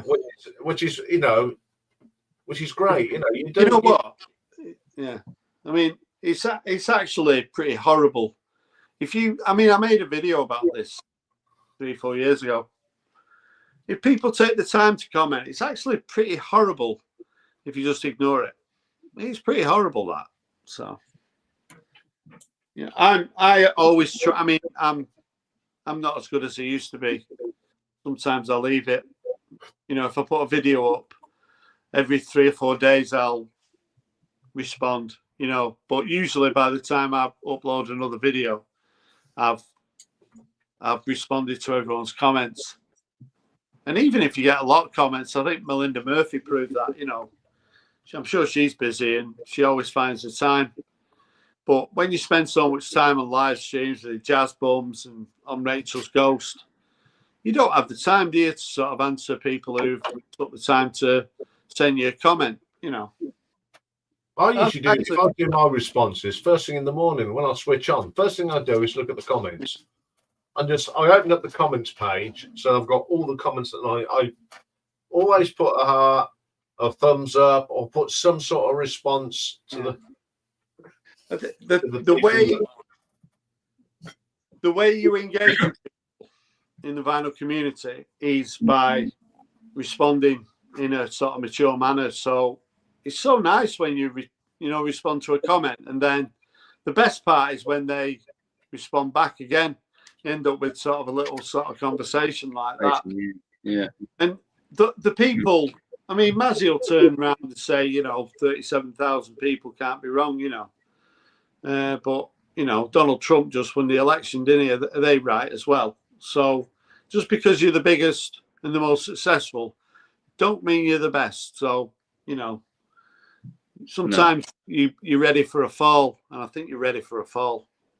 It's like today, I was listening, I was looking for some a certain Crazy Horse album. I couldn't find it on any of the usual streaming, and I found it on YouTube, but the quality was really bad. And I just thought, God, dude, this is bad thing. And then he put a comment. He says, "Yeah, I'm sorry, but there's not much about it." And I says, "Well, it's listenable." I says, "So when I do my ranking, I'll give you a shout out for you're the only person that's put this up, even though it's not the best quality. It's there." And he went, "Thank you very much." Yeah. That's that's the sort of banter you like, isn't it? Even if you disagree. Yeah. Like I always put, we all hear things differently. Fair enough, and it's thumbs up all round. You know what? They actually take people for granted. That's what it is. They take you for granted. If someone sends you a comment and you don't respond, then they're taking you for granted. And I know some people will stop commenting because you just get sick. You just get sick of leaving comments and not getting a response. So you'll have a look and you'll think, actually, they're not. If you look at sort of Melinda Murphy, she might get 400 comments and she's got to respond to them all. And you'll get Mazzy and he might get 100 comments. He should really be getting more comments than that. But the fact that he doesn't respond, people just slowly but surely, you just don't respond as much. No, lose interest. They drop away. Have I missed your upload for the vinyl tag? Who, me? Yeah, I missed your upload. I'm still recovering from shock that there is one. Richard, you see it from my hymn sheet here. Oh, God. Well, there's two things. Now, sorry, I haven't been watching this. I have got new CD shelves, which I've been nice. Oh, exciting that, Richard, isn't it? Exciting, actually. Something you built yourself? No, I got it custom made. It cost a bloody fortune. But I will do a video at some stage once I finish it. But it's a nightmare, a real nightmare, trying to get it in alphabetical order, CDs. Yeah, it is. Yeah. Two things. This is the vinyl tag you're talking about. Yeah. Two things I don't like. One, it came out on the 3rd of December, which is ridiculous. And there's even a question saying what was the best album of 40 years ago. I thought he would have said 1975 because it's a 2025 vinyl tag. Hello. Now, was that the same question as last year, the best album of 40 years ago? Yeah, I did that. Yeah. And another one is the pushing of it by Norman Maslov, the official vinyl tag. I don't mind Norman pushing it, but calling it the official one is really annoying. There is no such thing as an official vinyl tag. No. Now, in past, there has been a couple of vinyl tags going along at the same time. I remember you did one and Stunt Rock Confusion did one. Yeah. Now, it's up to whoever wants what vinyl tag that they do. One will always be more popular than the other. Yeah. But to call it the official one, it's almost authoritarian saying, this is the official one. This is the one you'll do. Do not look at any other ones. And also, there's even now been offsprings of this vinyl tag. I've seen an Americana vinyl tag 2025 come up now as well, which is, it's the 3rd of December, guys. The 1st of January is the most depressing bloody day of the year. And the one thing you look forward to clear that depression is doing the vinyl tag and getting your record. Yeah, I agree. Yeah, and so that's what annoys me. The fact that Edwin did it, I don't care. It doesn't matter who does it for me. But to put it out on the 3rd or 4th or whatever it was of December is just wrong for me. Yeah. So I will not be doing it. No. Well, you'll be sort of. What's he saying here now? That'll be funny. Go on. It says, "Don't take that so seriously or literally, even if I added trademark." Yeah. Well, all I say is that people, there's a lot of sort of people who watch YouTube videos who kind of they do sort of think that it is official. I've read it on a few comments, people thinking it, and I know that Mazzy said that just to sort of, it's a bit of fun in a way, but that's all right for me because I know the sense of humor. But for a lot of people, the vinyl tag's a big deal. Like I say, I do not remember Mazzy calling the tag that I did official when he eventually got round to doing it. As I say, if he'd not done his official response, nobody knows about this tag. Nobody. I'll give you an example. If I had done a response to Edwin and called it the official vinyl tag, nobody would have taken any heat of it whatsoever. But like it or not, and it doesn't bother me. But Norman Maslov is looked at as a pretty high up there in the so-called vinyl community. And whatever he says will be the truth for a lot of people.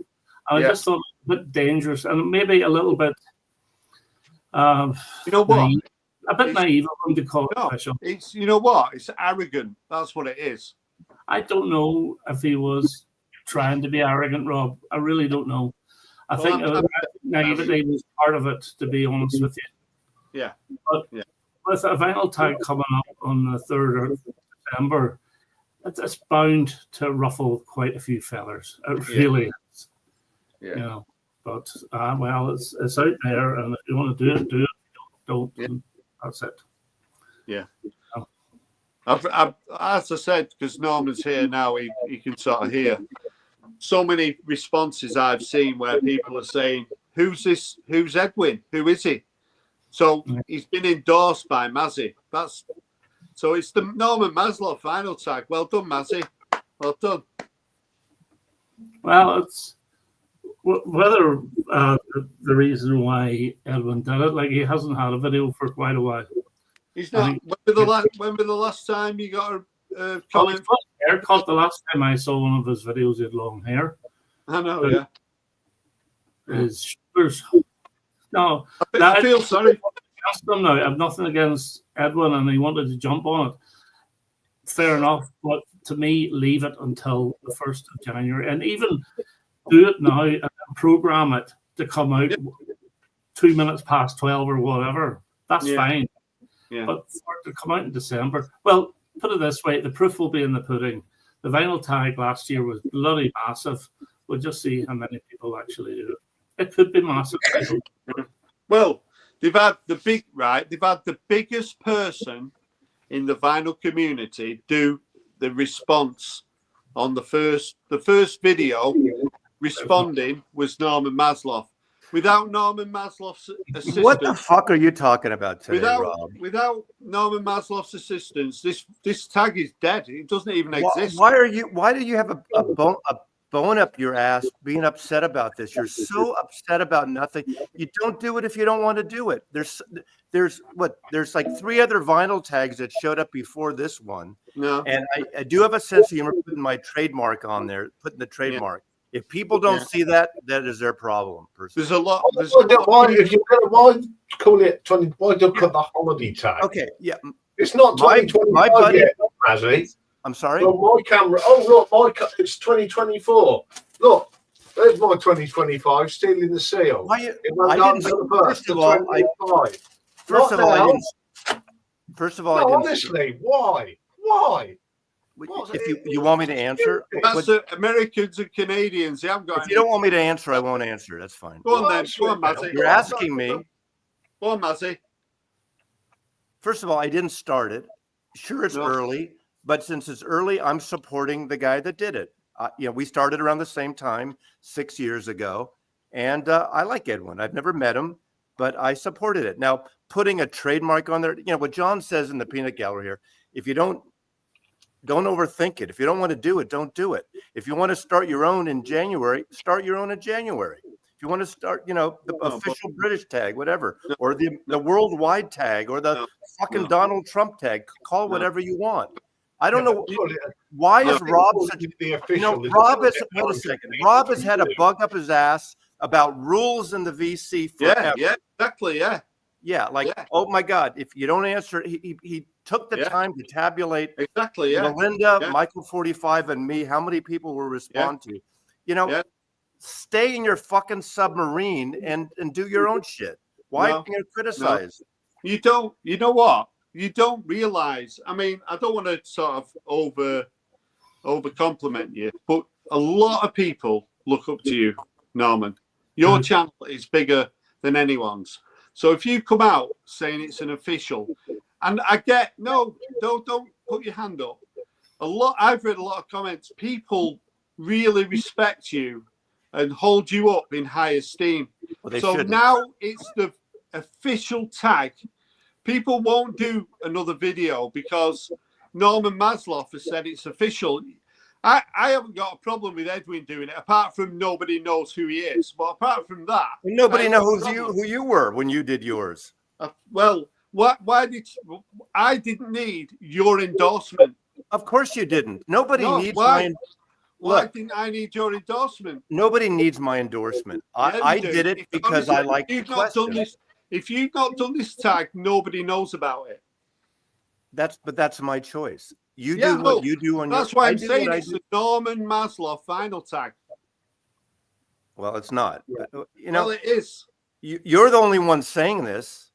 Well, you know what? A lot of people, they're frightened of you. They don't want to say anything against you because you're up here, Norman. You're up here.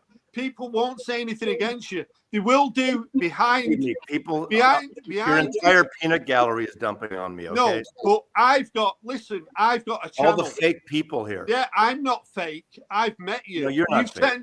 You spent 3-4 months saying what a great guy I am, right? And I'm telling you, this is a bit of a mistake, Norman, by you.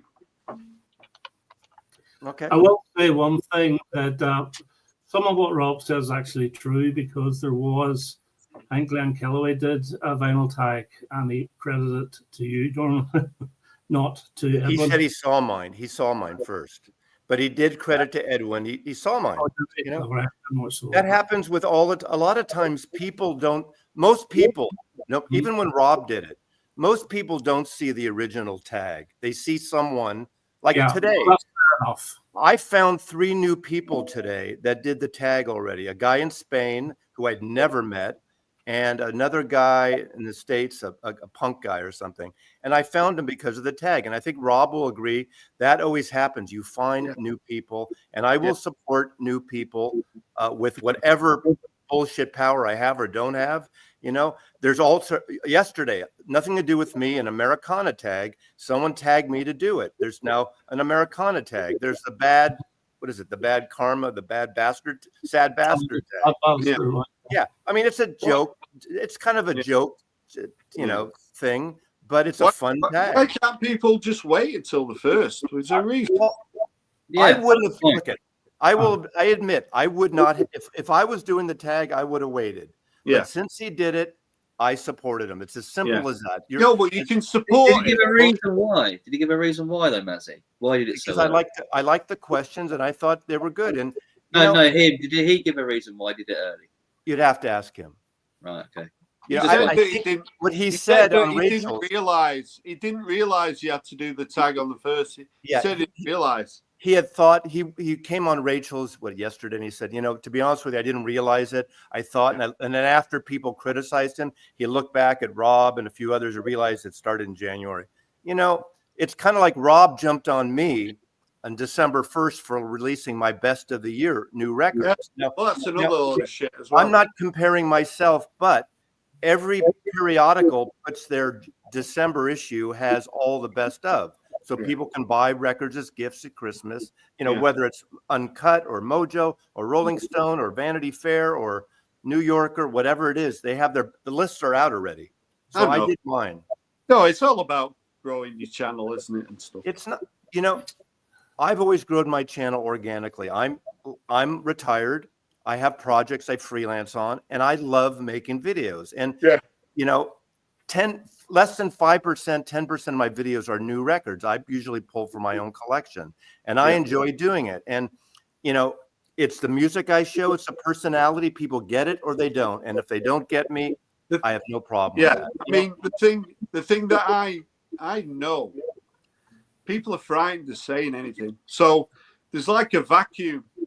People won't do the tag, but then Rachel's Ghost will spend 3 hours promoting it and saying how great it is. I think she actually did my tag in August.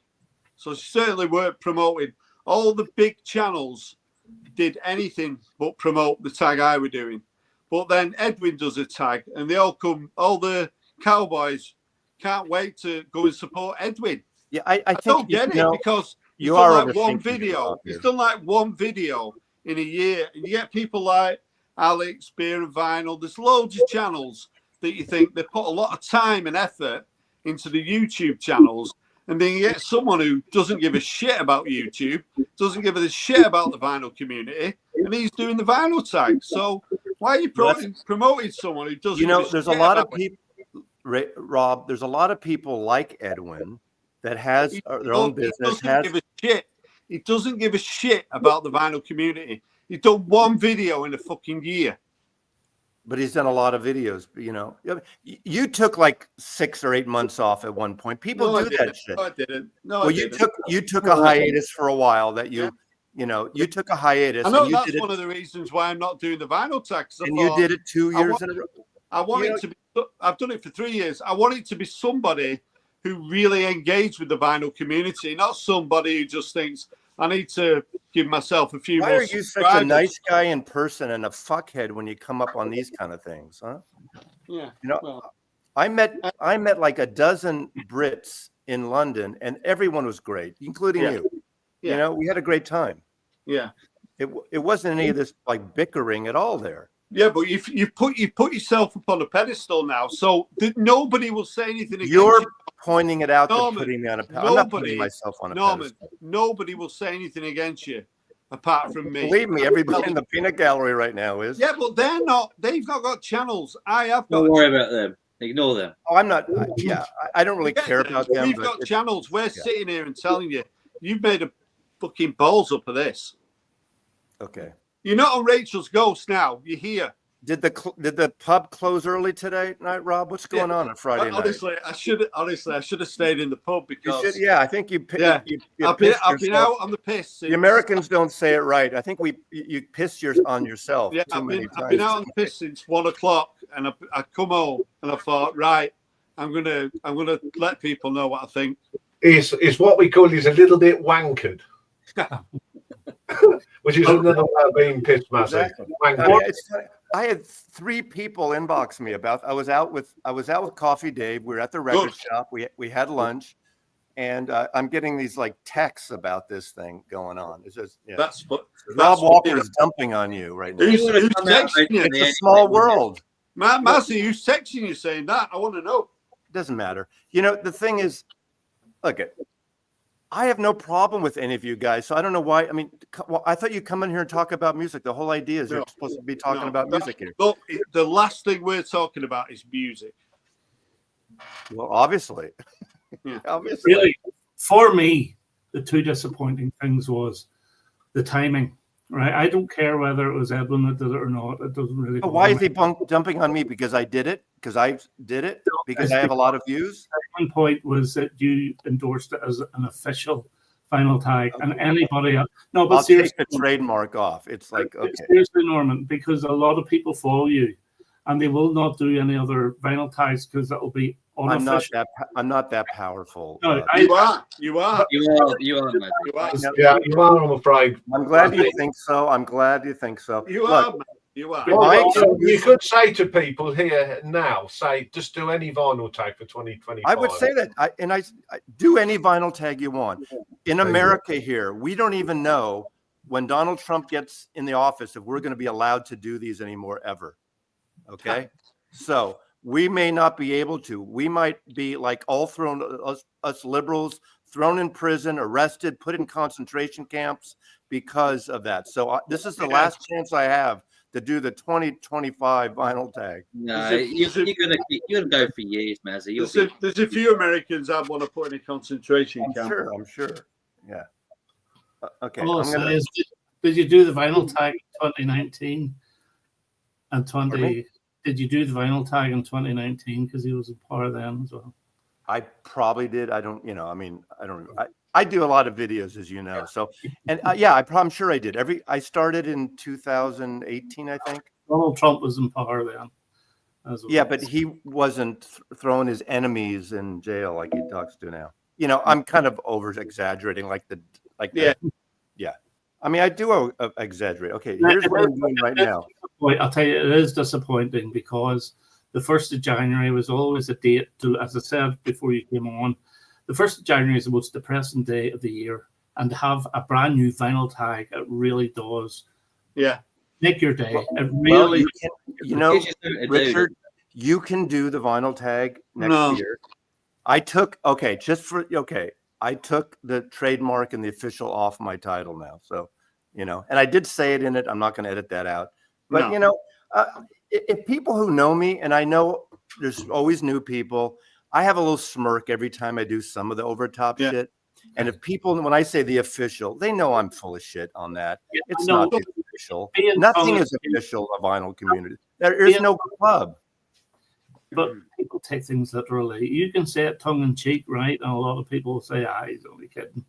A lot of people take that completely literally. Yeah, they will. Isn't it? You can't really sort of disguise anything if it's written.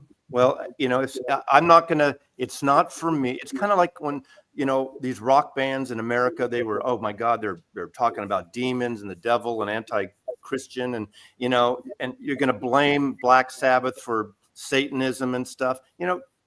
Grab yourself, take some initiative yourself and watch the people and learn what they're about. I think most people who watch me know when I'm, having a laugh or something. There's a lot of newbies, and when I say newbies, it's like people who they probably you're like the person that they sort of put up on a pedestal.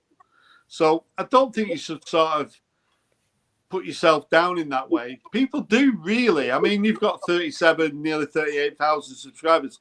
Yeah, in the grand scheme of things, that's not a lot, but it is when it comes to the vinyl community. And I've noticed, I've seen it, I've read the comments, and it's people saying really sort of worship. They do really worship you, Norman. They really do. And my brother watches you, Norman. He doesn't even watch me. Look at what I'm going to say about that, Rob. I understand what you're saying, but I would never. It's kind of like when an artist tries to be all things to all people. And now I'm putting myself as an artist. I'm not an artist, but I've worked with enough artists. When they play it safe and make it too easy, they lose any sense of artistic integrity. If all of a sudden you do something and you want to do your yacht rock thing or do something so bland because you want to please everyone, whether it's comedy or movies or whatever any creator does, then you lose it. I'm not going to lose that. I'm always been myself.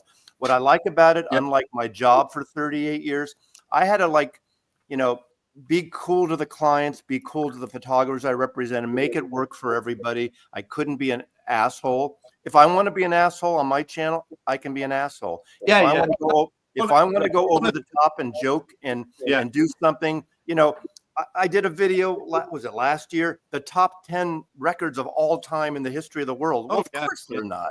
I mean, if people think that's real, and I get people, you're right, they say these are, Randy Newman, forget it. He would never be. That's all the power. The wankers list, it's a joke. Yeah, but I want to. It's based on truth, but it's a joke. First of all, I want to thank you for coming up because obviously if you were on another live stream, we wouldn't be able to have this proper conversation that we're having now. Simon, can you read a couple of the comments, like that one from Carl Tweed? What did he say? I've never been afraid to come up and talk to you guys. Yeah.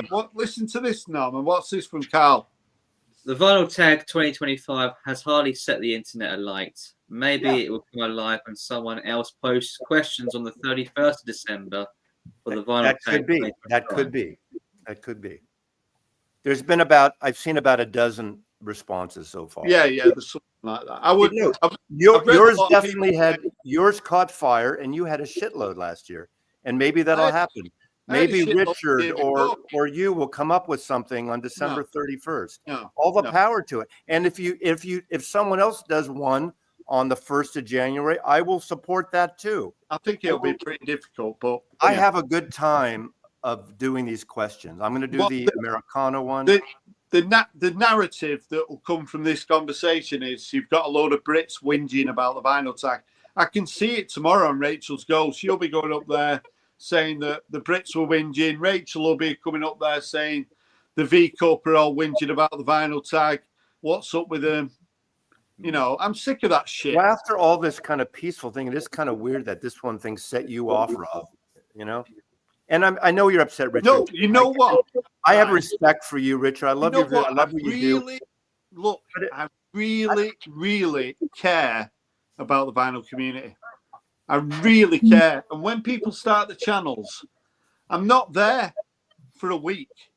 I'll be commenting and supporting them, putting things up on my community page. I really care about people. If you look on my community page over the last couple of years, when I've done the vinyl tag, I don't want a medal. I'll promote people because I want people to subscribe to new channels.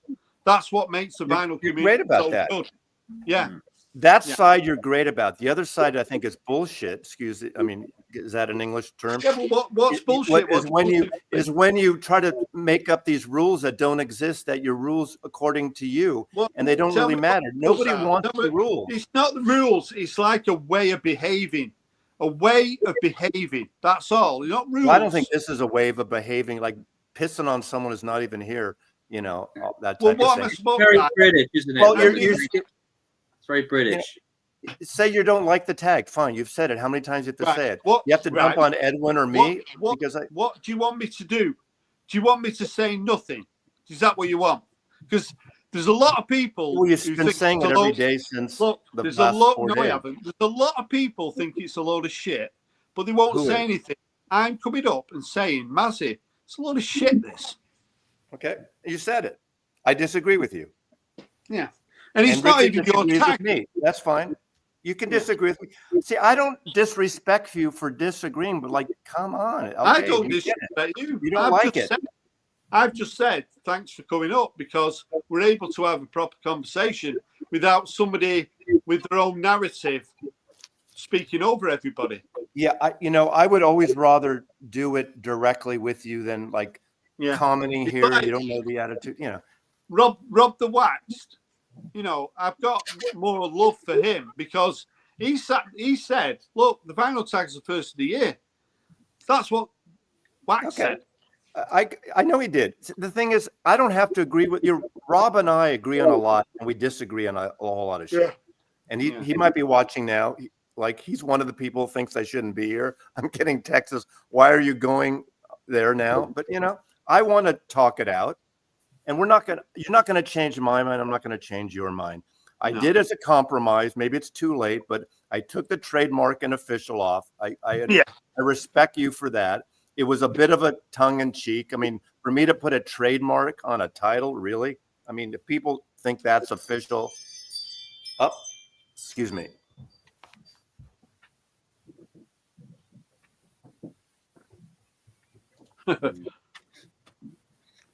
What? Read some of the comments, Simon, then I can respond to them.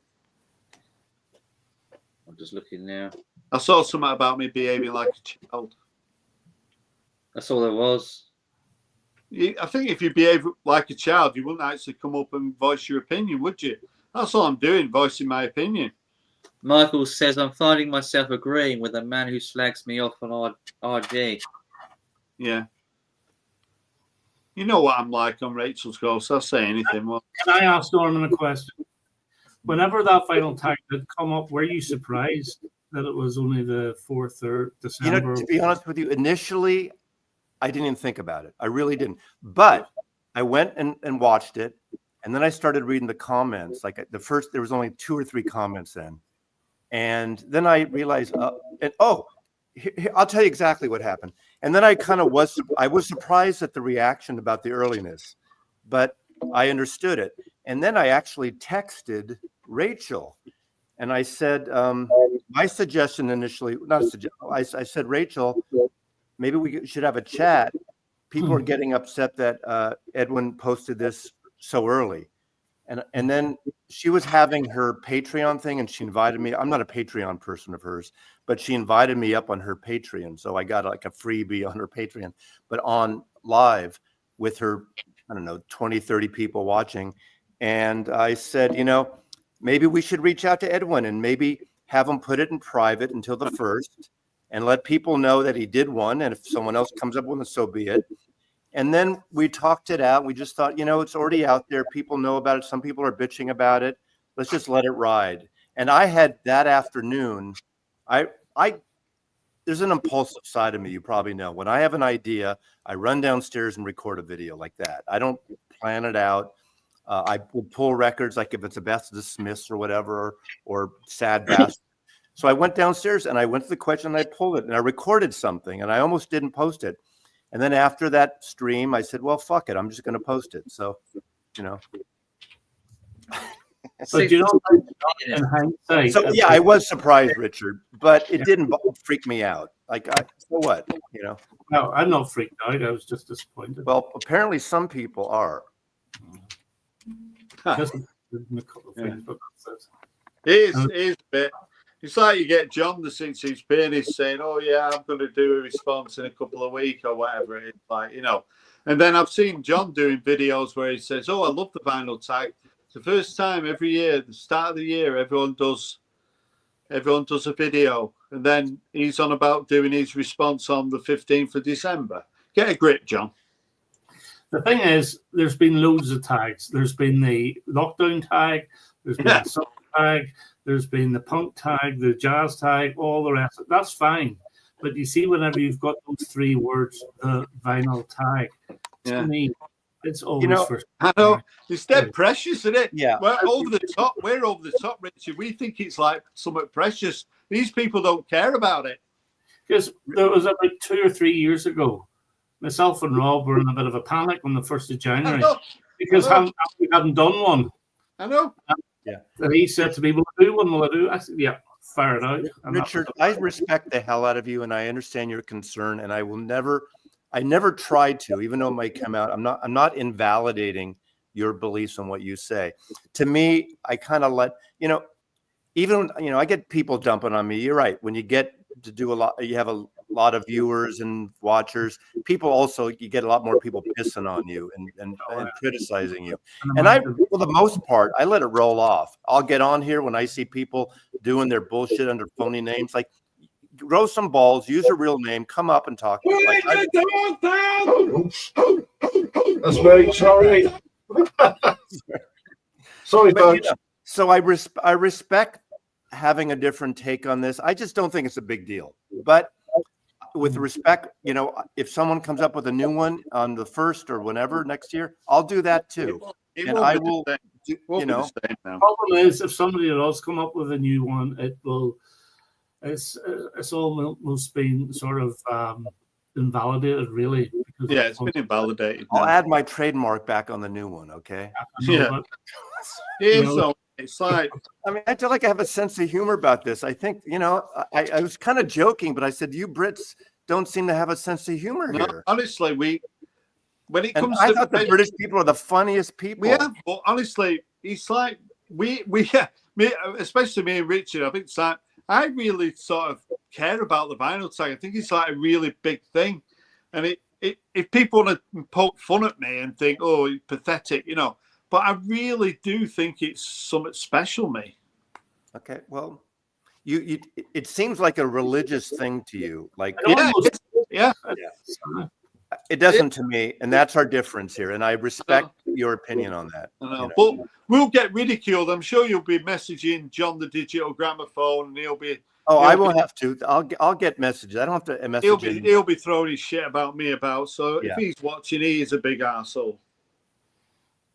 Oh, John is. Like, Digital Gramophone's one of the nicest guys around, I think. But you think I'm one of the nicest guys as well. I thought you were great in person. I got your sense of humor when we hung out, and I loved it. And I got you in person, right? that. And you know, I like it, but I think sometimes you act when you come on these things as a wanker. Yeah. Well, you love wankers. Put me in your list of a wanker. Rank your wanker. It's not finished yet. Unfortunately, what you see is what you get with me if you meet me in person on the screen. Ian, you are a fucking wanker. Like, I have no issue with Edwin, Pretty Green Vinyl Guy, doing it. No. I don't, because let's be honest, whenever Andrew was doing it in the last couple of years, he never posted any videos. No, he was a bit dormant, weren't he? So I've no idea, and nothing against Edwin at all. I can't say a bad thing about him. It's the timing and it's the promotion, and that's what, Fair enough. I understand that. that's it. Yeah. Well, at least if he does one next year, he knows not to put it out until. Are you 1st of January upset? 2026. Because there was no David Bowie questions, Richard? I'm sure you can have David Bowie. I like the way you sort of ended David Bowie with artistic integrity from the 80s, whatever you said about yacht rock and trying to please everyone. Am I wrong? Is Bowie your favorite? I always forget. I used to know this. Bowie, T-Rex. See, I do pay attention to your videos too, even though I don't comment. I put in the comments to Edwin, I put great questions, Edwin, congratulations. And his response were, these questions are fucking better than Rob Walker's. So what about that? I don't see. So my response to him is, Edwin, you're a fucking arsehole. I don't think it's a comparison about question. Sometimes I get tired of the same thing. Say something like that, the prick. Like the first one you bought, the last one you bought, the middle one you bought. Some of the questions are dumb. I think the creativity is all of us who do it, who answer it. I'd say is I appreciate how difficult it is to get questions that everyone's going to be happy with. Not turn around and say, "Oh, these are better than Rob Walker's. This was shit." I don't think they're better or worse. They're just different. No, but that's what he said. Well, he said that. That's wrong. I disagree. I know it is. So that's why I'm wound up, because he's wrong saying that. Right, Michael, long time no see. Say again. Speak. Can't hear you, mate. You still can't hear you. Sorry, mate. Isn't it? Mazzy, did you buy the new Nick Lowe album? I'm sorry? Did you buy the new Nick Lowe album? With the Mask guys? Yes. Yeah. It's basically a lot of the 12-inch singles from the previous 2 years all thrown into one album. I love Nick Lowe. I just think so do I. I love Nick Lowe as well. He's one of my favorites. I like the last 15, 20 years, his crooner kind of albums too. I think they're beautiful. They are. I just got this when I got these texts that Rob is wanking on me here. I just picked this up. You know what Lucinda Williams is? I've heard of her. Yes, I don't have any. She did during the pandemic. She did a series of records. She covered the Stones. She covered Tom Petty. She did a soul one, and this one sings the Beatles from Abbey Road in the studio. I haven't heard it yet, but obviously Beatley, I have to get it. And I like that picture of her in Abbey Road. I think it's a cool shot. So that's quite similar to Chrissie Hynde standing in the doorway when she did the Bob Dylan covers. That is excellent, I think. It's a brilliant album. It is an absolutely brilliant album. Yeah. So I don't want to come here and not show music to you guys. So yeah, you've got to show at least one record, haven't you? Yeah. Right. Why do you want me to show one? Yeah, then. What you got? Yeah, I'll find something. Here we go. In fact, can I say about that Chrissie Hynde album? There's a couple of songs from Shot of Love, Bob Dylan's Shot of Love. I now love that album. What's that? I've never heard this Mavis Staples, but I love Mavis Staples. I'm sure John, if he's watching still, probably knows this. 55th. We're doing a 55th anniversary edition now. That's silly, really, when you think about it, right? The 55th anniversary release. So it's 15 when this came out. And it's all about the dollars. It's all about the dollars. 55th is 1970. Yeah. 69 or 70. Well, let's see. 69. 69. It's on Craft. Oh shit! It's on Craft. Okay. Oh Yeah. You know if John I'm still. just put, that's I'm the doing an great- unboxing. And Mavis is my favourite vocalist. That's pretty cool. do you like Mavis? I've never heard, but I should go and have a listen. She's part of the Staple Singers. Her family, the Staple Singers. You know, Okay. Respect Yourself. That is a very good parody cover there, Rob, of the Beatles' Hard Day's Night, the American version.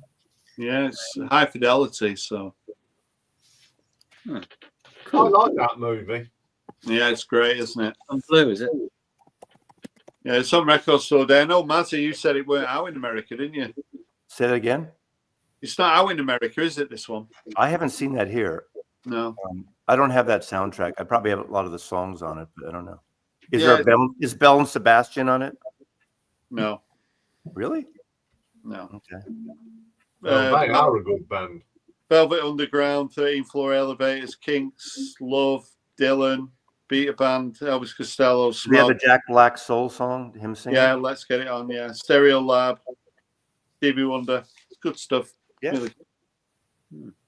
Now, were you upset when they changed the location of that movie from London to Chicago? Not really. I was pleased that John Cusack was in it because I love John Cusack. So Because you know it's. Can you guys it's a- hear me? yeah, yeah. Michael, yeah. I think he was originally in. You can? No, Yes. London, wasn't it? Okay, great. Sorry. I'm sorry. That's Didn't mean right. to interrupt. Go ahead. That's all right.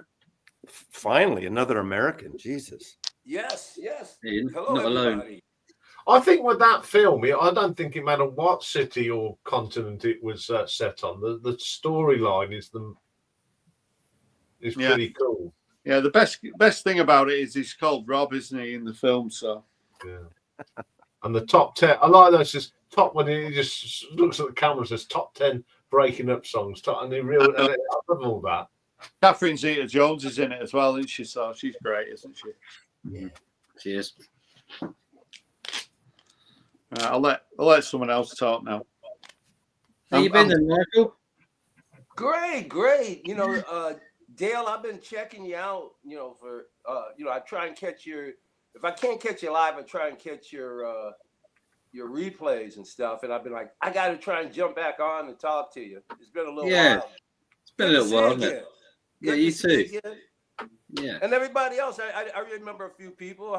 How's it going, Mavs? And Where are you, Michael? Detroit, Michigan. Oh, okay. Yep. Go Lions! I've only been to Detroit once. Twice. Susie Quattro. Yeah. Our favourite person. Susie Quattro from Alice Detroit. Cooper. Alice Cooper. Oh, that's right. Yes, that's and, right. and a million others, so MC, Yes, that's- MC5? The original. Yes. The MC5. Wow. We just lost Wayne Kramer. Yeah. They brought that album out, didn't they? He died before it. Yeah. But, Sad. I mean, that new album, I thought it was quite good. Yeah. Although it's not all MC5, the music was there and Wayne was on it. Ramones. I saw the Ramones. I saw a great triple bill. It was it was Ramones, Debbie Harry, and the Tom Tom Club. That's good. That's a good gig. Great show. Yeah. I think a few people are struggling to get hold of this, but I went in my local shop on the Sunday and they found an extra copy and put it in the bin. And so I was lucky to pick it up. But yeah, I don't have any Ramones, so I didn't have any on vinyl, so please tell me. It's cheap, are they? No. Do you know if there was a when the CD era there was a double vinyl that came out limited of their best of that I don't know if it was Warner Brothers Rhino at those days put out. If you find a copy that's a double best of Ramones, yellow cover, Right. It emulates the CD. Yeah. Did you get this, Matty? No.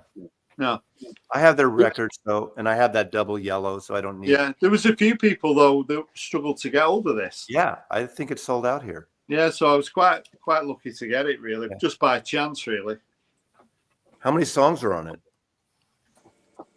it? 20. Yeah, because they're like songs are 2 minutes. Yeah, there's 11 on side 1 and 9 on side 2. Exactly.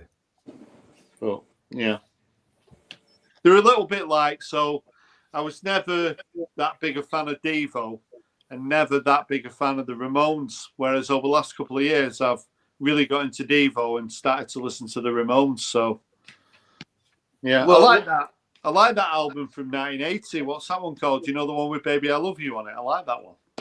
End of the Century. End of the Century. That's the Phil Spector record. Yeah, I like that album, mate. I've got a CD of that, and I like that album. Well, I'm glad you came. Thanks, I'm glad Astro. you came around to Devo. Devo's outstanding, man.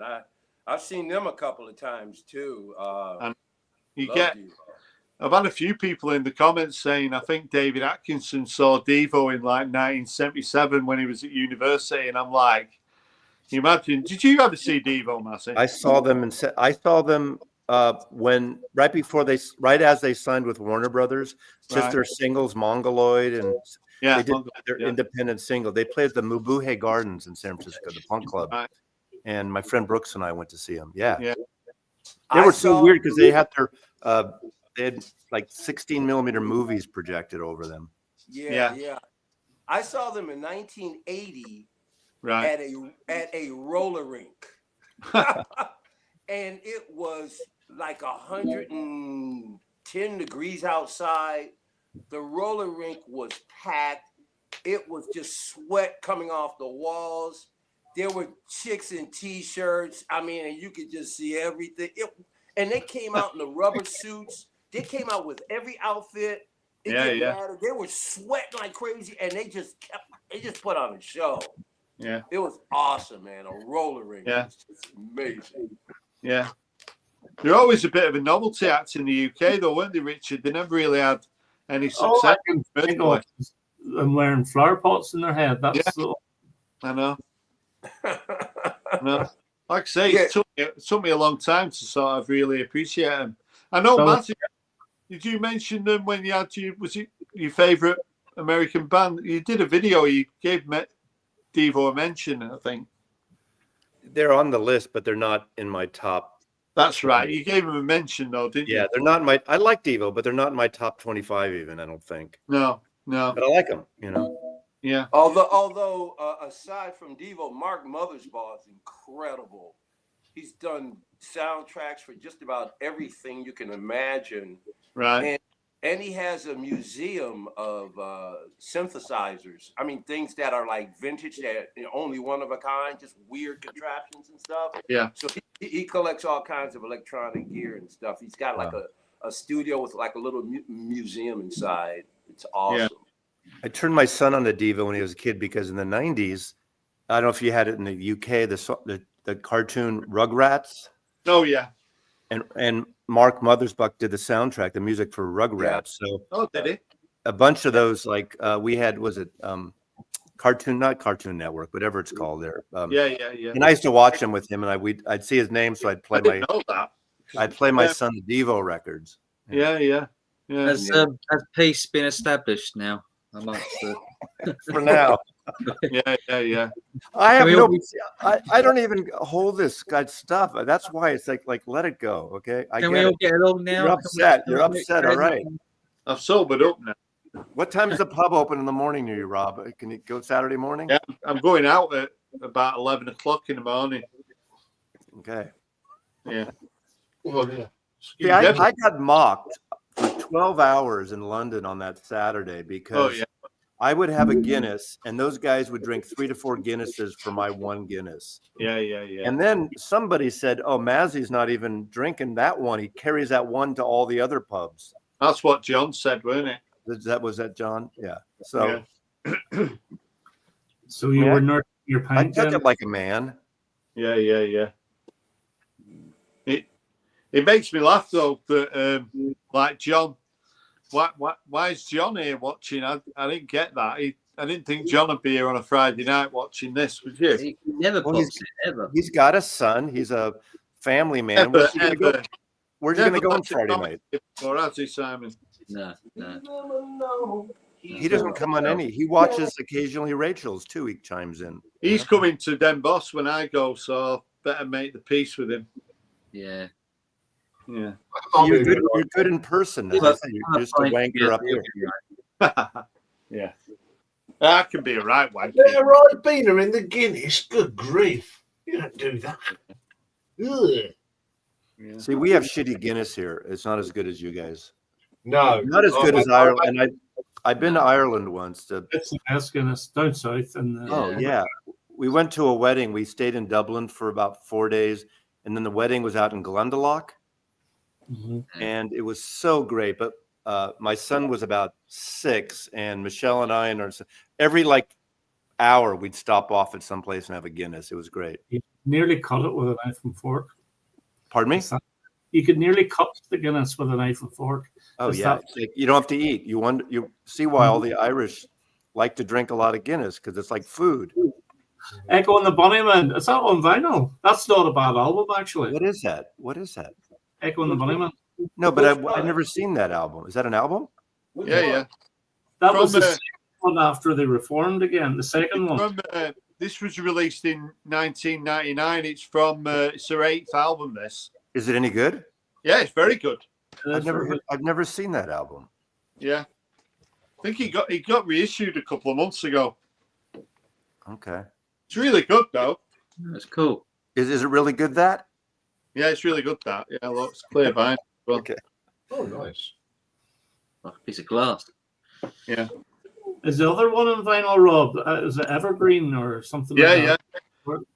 That's on Amazon for about 25 quid. This cost me 25 quid from. I'd not seen it before, and I was in HMV on Record Store Day, so I picked it up, and then I went on Amazon. And it's 25 quid on Amazon as well, but it's very good. Very good. You see, the Coors albums have all been reissued, right? Yeah. A few of them as doubles. Do you know how much Amazon is charging for a double Coors album, which is just your normal 55 quid? Yeah, well, they hike the prices up because of Christmas, don't they? Oh, crazy. Yeah, I recommend this, Mazzy. I know you like the one. I love them. Yeah, I saw them twice back when the early 80s. You know, that was one of those albums that I bought on Oxford Street. It was either Virgin or HMV. You bought just because of the name, the first album. I had no idea who they were, and I thought that name was hysterical. Yeah, you bought that and the Tears Up Explodes, didn't you? Well, I bought that in Psychedelic Furs. Yeah, that's right. Yeah. So I've seen the Psychedelic Furs. Yeah. But it's quite well produced and quite accessible. It's not as sort of snarling, but it's quite nice. It's a nice listen. I like the cover art as well. It's a nice photo. Hey, Rob, John is asking you, are you a fan of the Idols? He went to see him Wednesday night. They're okay. Quite angry, aren't they? So at the moment, yeah, quite I don't know the Idols. Yeah, they're from Bristol. So yeah. What is that? Yeah, they're quite angry, aren't they? Now, is there a battle up there in for bands for cities like there is for football teams? Yeah. Okay. So someone from Manchester is always going to be a little bit more sort of skeptical about bands from Liverpool. And people in Liverpool will be a bit more skeptical about bands from Manchester. Has a great batting average in terms of bands. The best bands in the world for the population. I would say they're third after London and Liverpool, maybe. Actually, I think they're better than Liverpool, except for the Beatles and maybe Echo. You got out of that one very easily. Yeah. Honestly, I don't think Liverpool had a good overall history because honestly, there's so many really good bands from Liverpool. Really good bands. Yeah, aside from there's a brilliant band from Stockport. 10cc. Yeah. Hey, honestly, I actually saw them for the first time the other week, Mazzy. It's like going to a candy store. I've been a big fan of 10cc for all these years. To actually sit in the auditorium and watch 10cc. But they're only 2.5C now. Well, the drummer that took over from Kevin is the drummer, and Rick Fenn's still there. So you got 3 sort of originals, but the musicians they've got are great, and they do all the sure. songs. Yeah. It was brilliant. It was a brilliant gig. I only saw them when they were like 5C, when they did like the double album tour. Yeah. The blue covered one in the truck, in the back of the truck. that one, yeah. When I went to the record fair last couple of weeks ago in Stockport, I was at the traffic lights and I was thinking, where is Strawberry Studios? And I looked to me right, and it was right there at the traffic lights. So it's not used as a studio now, but there's a blue plaque and it says Strawberry Studios there. So, I mean, McCartney's been at Strawberry Studios, hasn't he? Yeah. I wish Eric Stewart and Paul actually did some collaborating, because he became like a work for hire on that one album they did around. John's in the comments. Pipes of Peace, I think. John, the Brum reseller, he says the best bands are from Birmingham. Well, I'm going to be picking up the second album by The Twang tomorrow. So they're from Birmingham, and they're one of my favourite bands. So that's some good bands out of Birmingham. Yeah. Who's your favourite band out of Birmingham? The Twang. Twang. Yeah. You also got ELO on it, Richard. ELO. The one band I've listened to the most this year is from Birmingham. Yeah. I think. That's Moody Blues. Yeah. I like The Move. I mean, there's a lot of good bands. I did that video with John, and I had to pick Birmingham bands, and he picked Bay Area bands. Matthew, who have you listened to the most this year? Which artists do you think? I'm not one of those.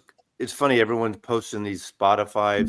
I don't. Yeah. I don't do that, so I can't do it. You know, David Sylvian. No, not the most. I think this year was this is the biggest year I had for female artists and a lot of Americana artists this year.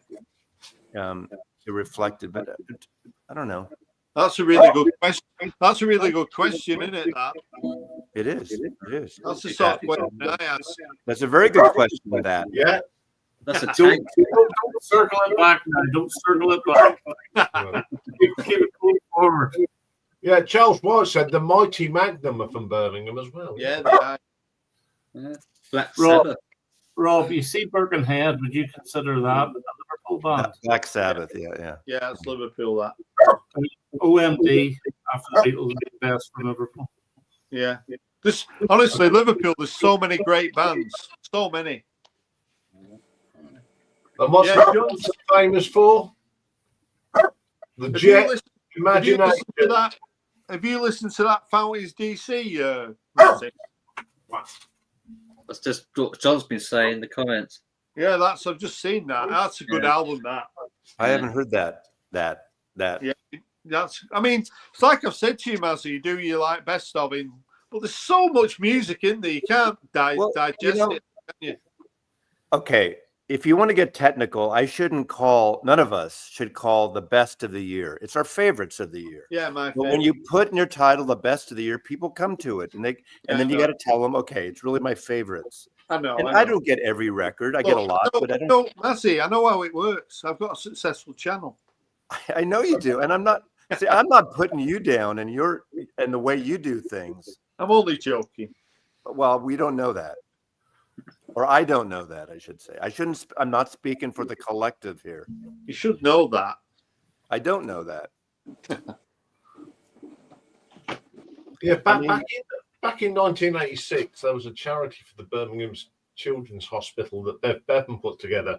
And we saw the Moody Blues, the Move, ELO, the Applejacks, all the Robert Plant and the Honey Drippers. Had all these Birmingham bands. It was great. Wow. Yeah. You guys want to see some stuff I just picked up recently? Oh, yeah. Okay. You're a musician, huh? Yeah, I as a matter of fact, I just acquired this about a month ago. That's the System 55. It's a clone of the original Moog that Wendy Carlos. Wow, you just named just about anybody associated with electronic music has used this that machine. looks cool. That looks cool.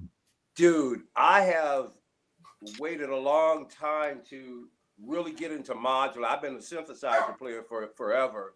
I just got into modular about a year ago, and I just couldn't wait to acquire some, because I like the idea of taking a sound wave and then building something out of it. I think it's awesome. I think that is the purest form of music, is to create it from the very, very seed. You plant the seed and you grow it from there just by twisting the different knobs and everything, you know.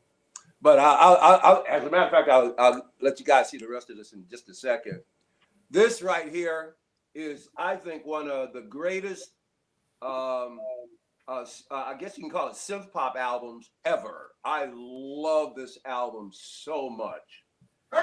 Every song on here is fantastic. The guy, there was two guys in the band, and the guy who created all the music died. I think it was like early '90s. But the lead singer's been carrying the band all these years. He still goes out as Naked Eyes and performs these. But big favorite. Also got, had to get this again. I had it once before.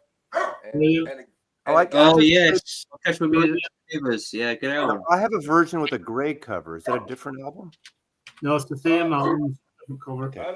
I don't know. It could be. Well, that's black, right? The outside is black on front. Right.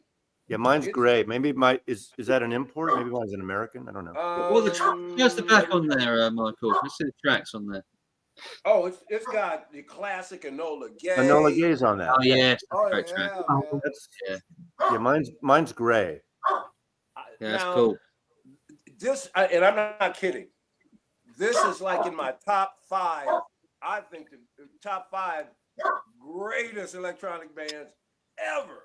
How much you pay for that? How much was that, Michael?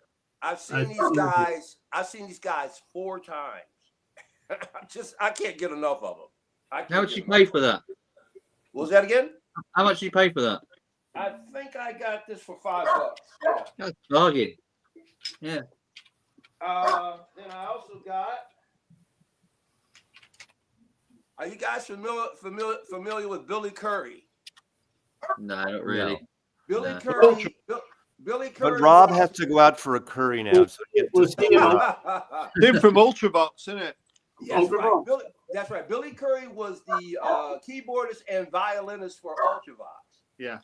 Now check this out. He came out with what year was this again? I think it was like 80. Yeah, it was 88. So he's done many solo albums throughout his career. He had the assistance of Steve Howe from Yes. This is prog rock. It sounds nothing like Ultravox, although Ultravox is probably number 1, if not number 2, of my favorite electronic. But this album is so kick-ass. It is very proggy. Love it, man. It's really, really cool. If you get a chance, get it. If you like prog, I think you'll like that. And moving on, I got Eddie Jobson's Zinc. Love Is that Eddie the Roxy Music guy? That's Roxy. Yep. Yep. He's the one that plays the violin. Yeah. Yes, clear plexiglass violin. Mm-hmm.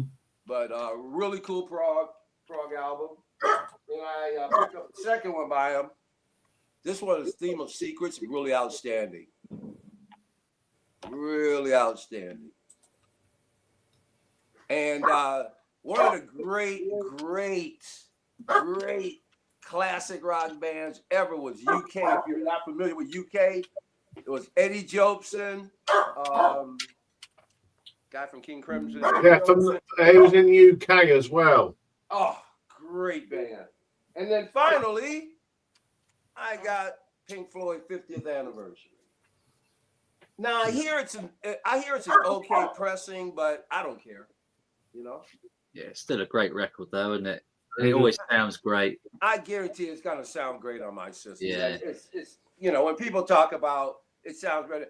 And granted, I do believe that, there are I actually believe that analog sounds better than digital. I mean, I listen to these albums. I'm like, oh, and I'm hearing stuff today because I've restructured my studio here.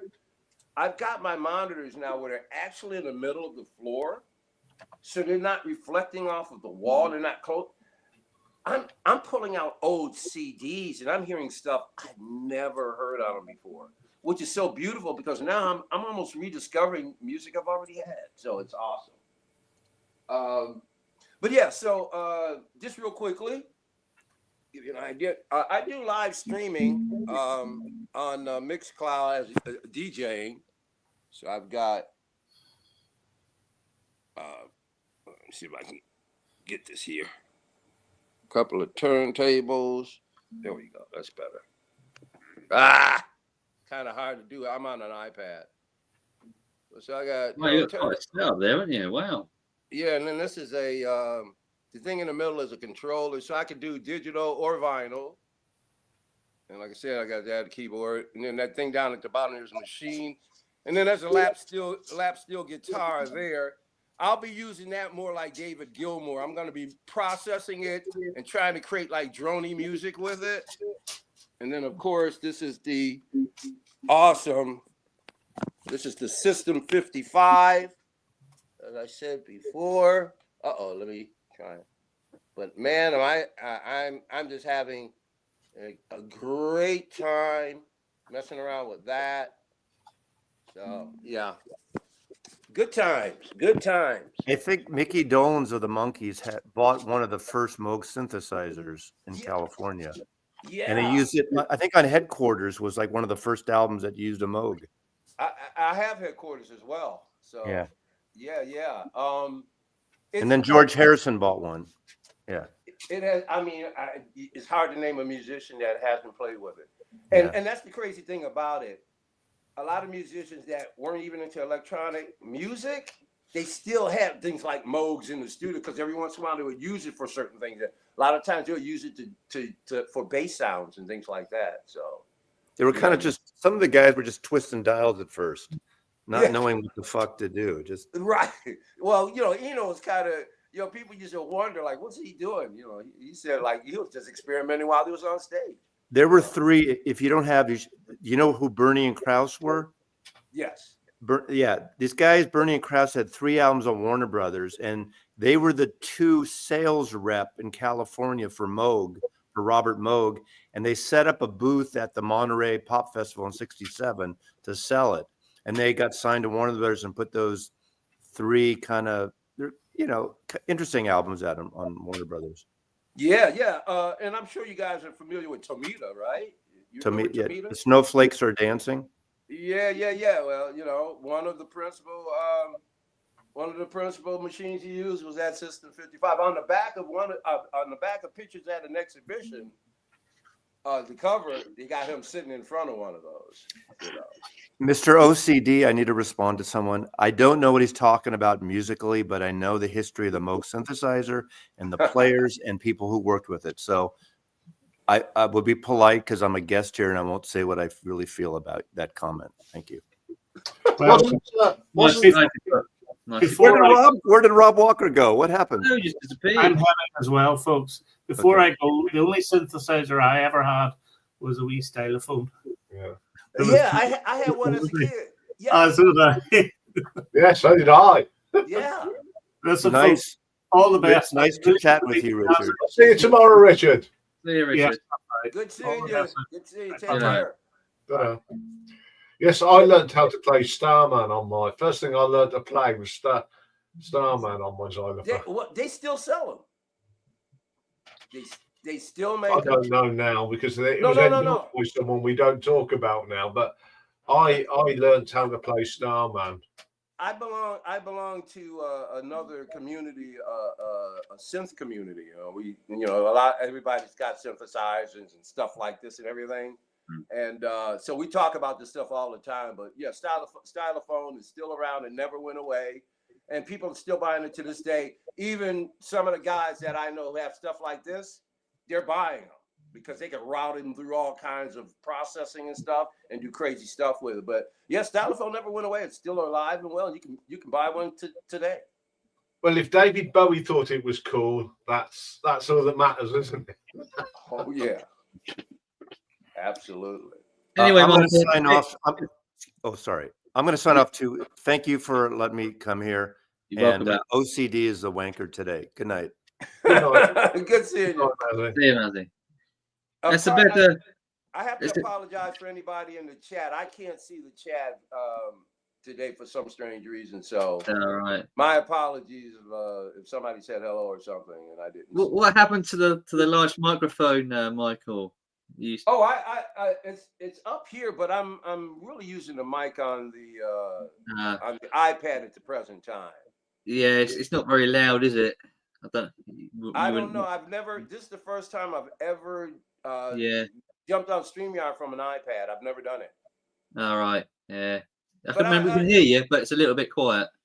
No problem. I'll have another mic set up. Yeah, Carl 12 is a stylophone is £25 on Amazon. So there you go. There you go. You know what? I might treat myself to one. I haven't had one for years.